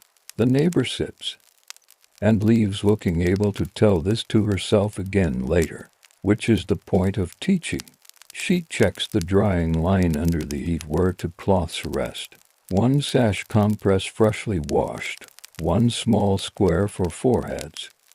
She shakes them once, brings them in, and folds with the same easy mathematics as always have. Then half again, edges aligned, linen corners polite. The flat stone is cool, she sets it near the hearth to earn warmth slowly. The mortar, leaned overnight, sits upright again with a modest sound. A side note belongs gently here. Rest is an ingredient no jar can hold. She writes it anyway on many of her cards in small letters that do not scold. Rest is not an order but a permission. It means sit without counting minutes. It means let the cup be warm in both hands and resist the project of being well too quickly. Mid-morning brings the tanner with the nicked thumbs. He stands in the doorway with hands held like bowls. She opens the bundle marked jar fold, warms it a breath above the hearth, and places it on the clean table. Not hot, she reminds him, touching it to her own wrist. He nods and applies it with a seriousness usually reserved for tools. She gives him an extra square of linen and a folded card. Replace when cool, rinse with water that has been allowed to become friendly. He offers a scoop of bark chips for the garden puffs. He will take the idea of allowed to become friendly back to the river where the hides wait, words travel. The day holds to a mild line. She measures dried thyme to a jar, turning stems to free leaves, and folds a paper cone to catch the crumble. The jar's lid meets cloth, then glass, and the twine knows it's not without thinking. A stray leaf lands on the table. She presses it under her thumb and smiles at the little green mark left behind. A small boy arrives with a note held carefully, the kind of paper that has been rewritten over older words, and asks whether mint can be stubborn. It reads, and how to steep without counting wrong. She gives the boy a little tin with 3 leaves and 2 instructions. Distilled as much for his patience as for hers. Pour when the pan whispers. Lid on. Wait while you count the windows just once. He repeats windows with interest. The way a person takes possession of. Advice. He runs away forgetting the tin for a moment, then runs back, which makes the world feel correctly arranged. By noon the shelf looks ready without pride, labels face forward not like soldiers, but like friends introducing themselves. The notebook receives a few lines, returns from blue shutter slept. Miller slow sips understood, shepherd circle shown, tenor fold given. Poignant lesson. Beside each a square mark becomes a small satisfaction. A gentle aside leans against the page. Much of this is not about cures. It is about giving bodies easier work to do, breath that doesn't climb stairs it doesn't need to climb. Joints that meet weather with company. Skin that answers in a smaller voice. Minds that learn to sit beside time rather than in front of it. Afternoon begins in the kitchen the way light begins in a jar quietly, and from within. She sets a plate of bread and the shepherd's cheese on the table and drizzles a few drops of rosemary oil across the crust, more for scent than flavor. She drinks water with 1 mint leaf pressed against the cup side, just enough to teach the water a helpful sentence. The house is neither busy nor idle. It holds its shape. If your own thoughts have begun to match the pace of steeping without boiling, pour, cover, wait, sip, stay with that. The next part will turn to winter keeping, vinegar tinctures measured truly, salves stirred until they remember their sheen, and a shelf that learns to glow like a small, quiet apothecary when lamps are lit early. Afternoon slips into the kind of light that makes glass look thoughtful. On the table, she sets a row of clear jars, each with shoulders that catch the day. Cider vinegar waits in a brown jug near the hearth, amber, faintly apple, and kindly. She lays a cloth under the jars so sound will stay soft, and sets the scale stone in its corner. Not every measure needs weight, but some do. A small funnel, a wooden spoon, and twine for labels complete the plain arrangement. Tinctures first. She chooses the herbs that speak well in vinegar: sage for mouth and throat, thyme for coughs and wet days, yarrow for scratches that want a comradage. Each bundle is chopped with an unhurried hand, not powder fine, just enough to invite surface to meet liquid. Into the first jar goes sage to the height of a thumb and a half. Into the second, thyme in a modest hill. Into the third, yarrow leaves and flowers mixed together with the friendliness they found in the garden. A gentle aside belongs here. Vinegar is not force, it is persuasion. It asks for time and returns usefulness with patience. Where stronger spirits might hurry, vinegar walks. She pours slow enough for air to climb out. Bubbles rise along the leaf edges and let go in small agreements. The vinegar covers each plant by the width of a finger. She taps the jar's side twice to help it settle. Cloth circles and twine become lids, for now vinegar appreciates a little breath at the start. She writes plain labels in her even hand. Sage in vinegar, mouth rinse, 1 to 5, thyme in vinegar dilute for gargle or steam, yarrow in vinegar dab for small scrapes. The labels receive the day's date and a tiny mark that means shake daily. She places the jars on a shelf half a step from the hearth where warmth is a suggestion, not a command. She shakes yesterday's jar once turn, settle and sets it back. The movement is almost ceremonial, yet it is only maintenance. A line in her notebook reads, tinctures, a week or two. Strain when the nose says ready. The nose usually says so by becoming round and sure. Less like vinegar alone, more like the plant's quiet opinion carried along. On the hearth's cooler edge, oil in a small pot begins to think. It is the rosemary from last night, joined by a jar of plantain and yarrow oil that has been steeping on the warm shelf all week. She pours both into a clean earthenware bowl set over a pot of hot water, a simple double pot that keeps heat temperate.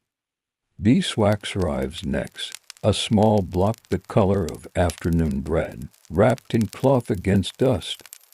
She shaves it with a knife into thin curls that look like saved letters, each one smelling of honey and summer.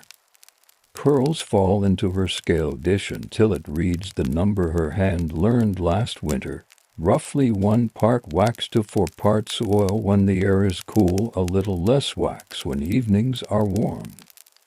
She lets the curls slide into the oil and waits.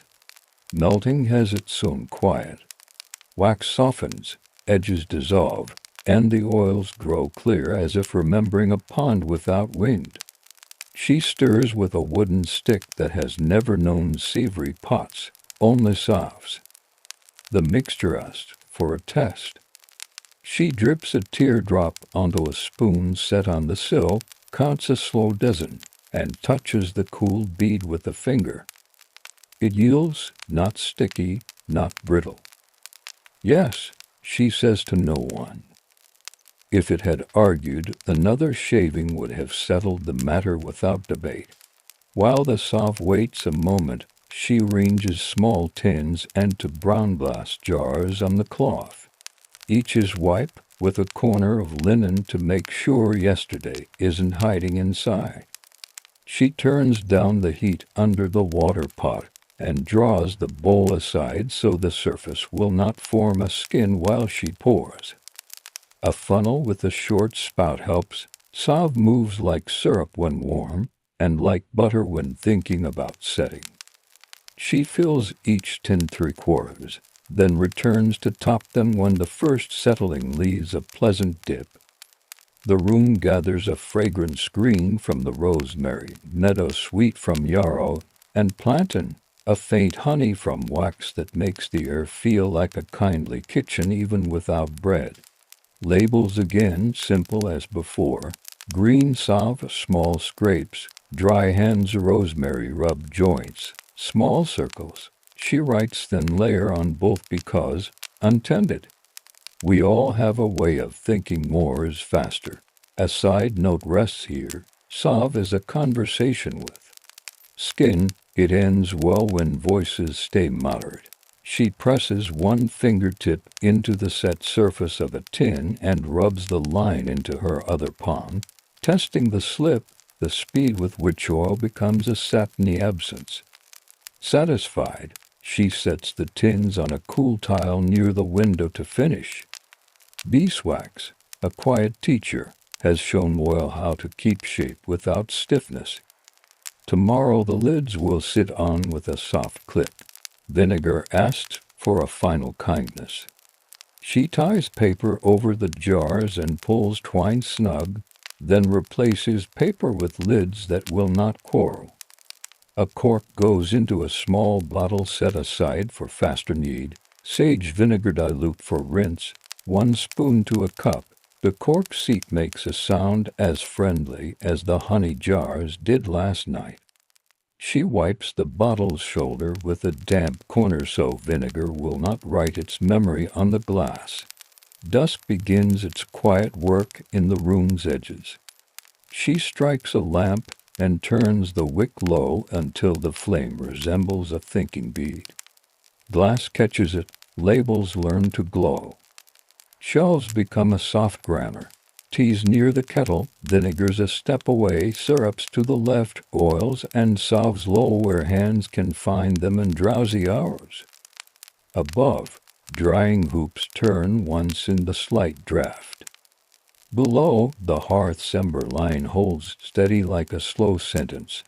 A neighbor's knock comes with the politeness of evening. He stands at the door with a hat held against his chest and a question he phrases as a report. The boy's knee found a stone.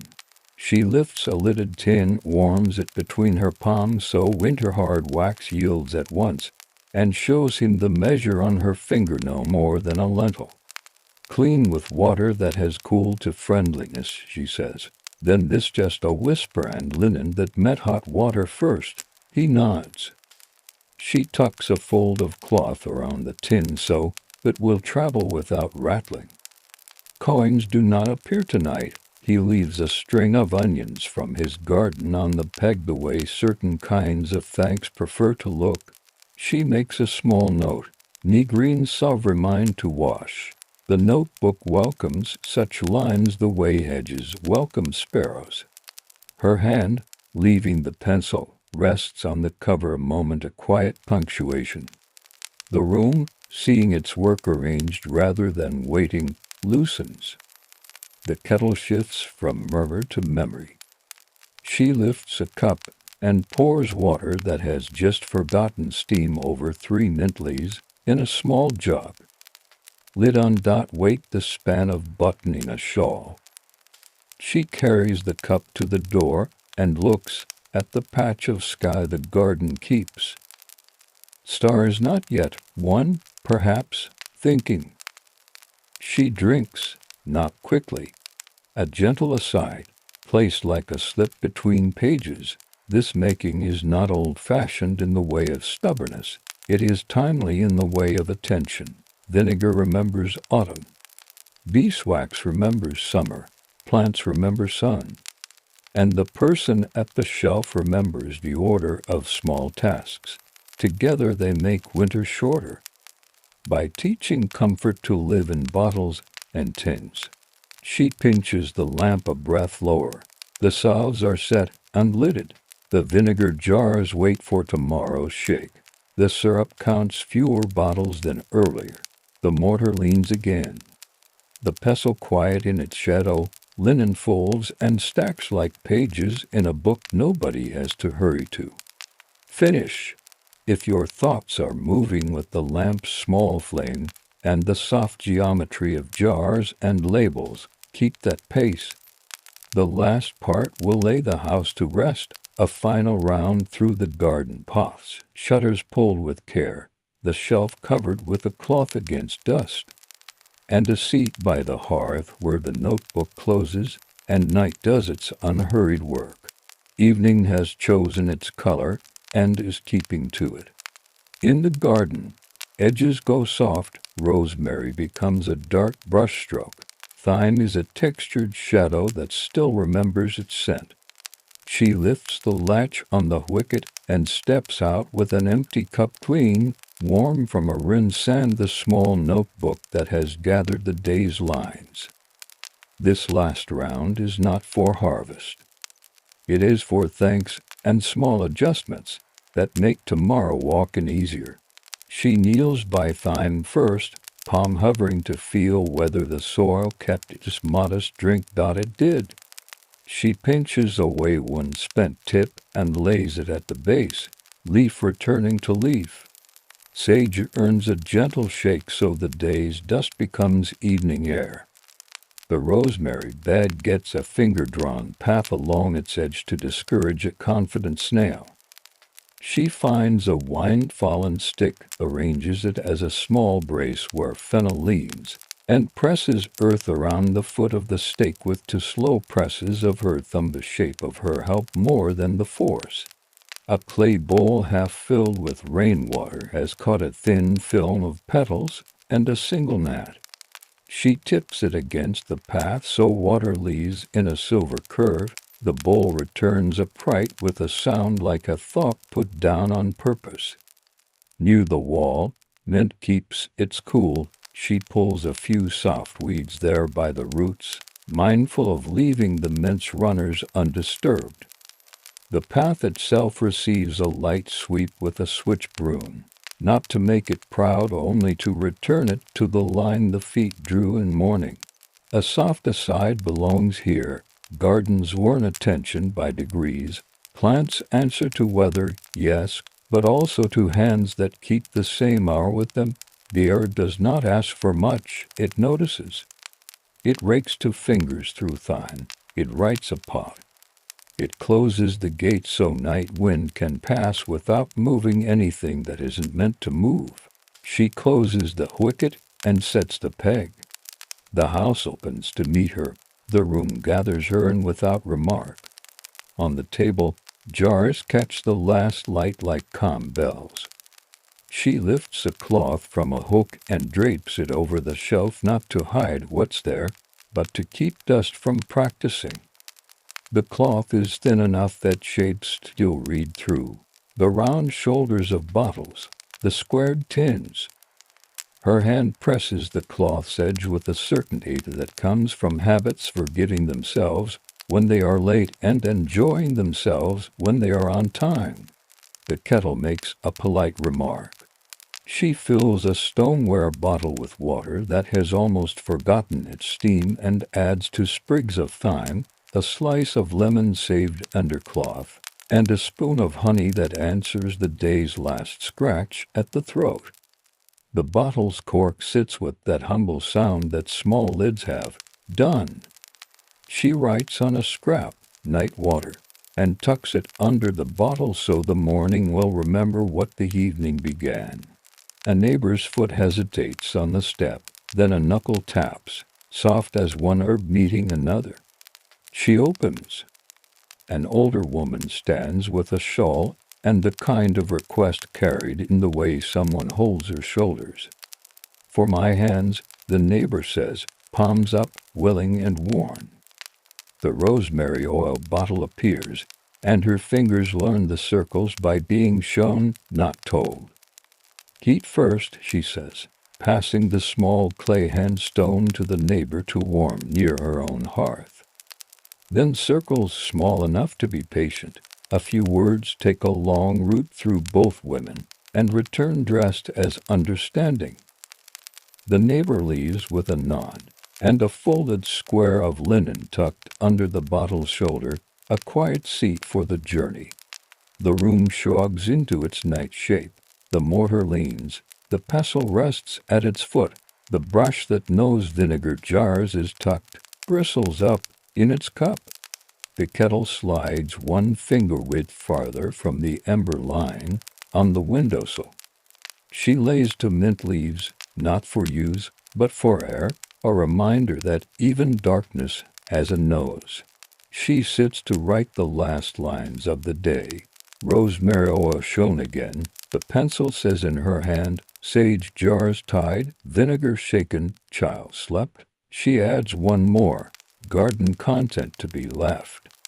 Then a dot, the kind that says enough, not the kind that says finished, because kitchens, like gardens, do not respect endings, only pauses. The shelf receives the lamp's smaller light. She turns the wick down until the flame is a patience, a small bead polished by watching. Glass reflects labels in miniature. Twine becomes small railings along a village of jars. The cloth over the shelf seems to breathe. It is only the lamp's draft, but the image comforts. She puts the lamp on the low stool and watches the way its thin light draws a mild border around the room. A final aside, like a hand placed on a shoulder. These are not cures in the marketplace sense, not promises that stand on tables and speak loudly. They are arrangements. They pair plant with heat, time with cloth, rest with a corner chair. They turn evening into a place where bodies remember how to be less heroic and more ordinary. Sleep, when it comes, prefers a room like this one that nods back when it is nodded to. She lifts the latch of the garden door and, for a moment, lets in the outside, a soft draft carrying the smell of damp stone to wingbeats from the hedge. The sound of a cart finding its way home along a lane that remembers wheels. She closes the door and fits the latch, not hunting for it, just finding. Hands touch the shelf cloth once more, an old superstition or simply a practical check that corners are smooth. Then she lifts the night water, places it within easy reach of the bed, and straightens the corner of the coverlet where earlier she sat to read her notes. The house lies down a little. Timber answers timber. The kettle changes its mind about wanting to talk. She loosens her hair from its wrap. A few leaves of rosemary are caught there and set on the sill without ceremony. A breath later. Another. The room listens. It is good at listening. If your breath, too, is finding the small pace of room set to rest, cloth lowered, lamp lowered, lid set, latch eased, let it stay where it is. Night can have the rest of the tasks. Plants have said their pieces. Bottles are ready to remind them in the morning if needed. The clock, somewhere under all of this, ticks with its own comfort. You are allowed to do nothing next. Now these remedies, this garden, and this house will keep you company as you close your eyes. The jar labels do not need your attention. The kettle will not boil. The cloth will keep out dust. The night, doing what it knows, will carry you where you were already going. Now these quiet stories will stay beside you while you rest. Thank you for listening, and sweet dreams.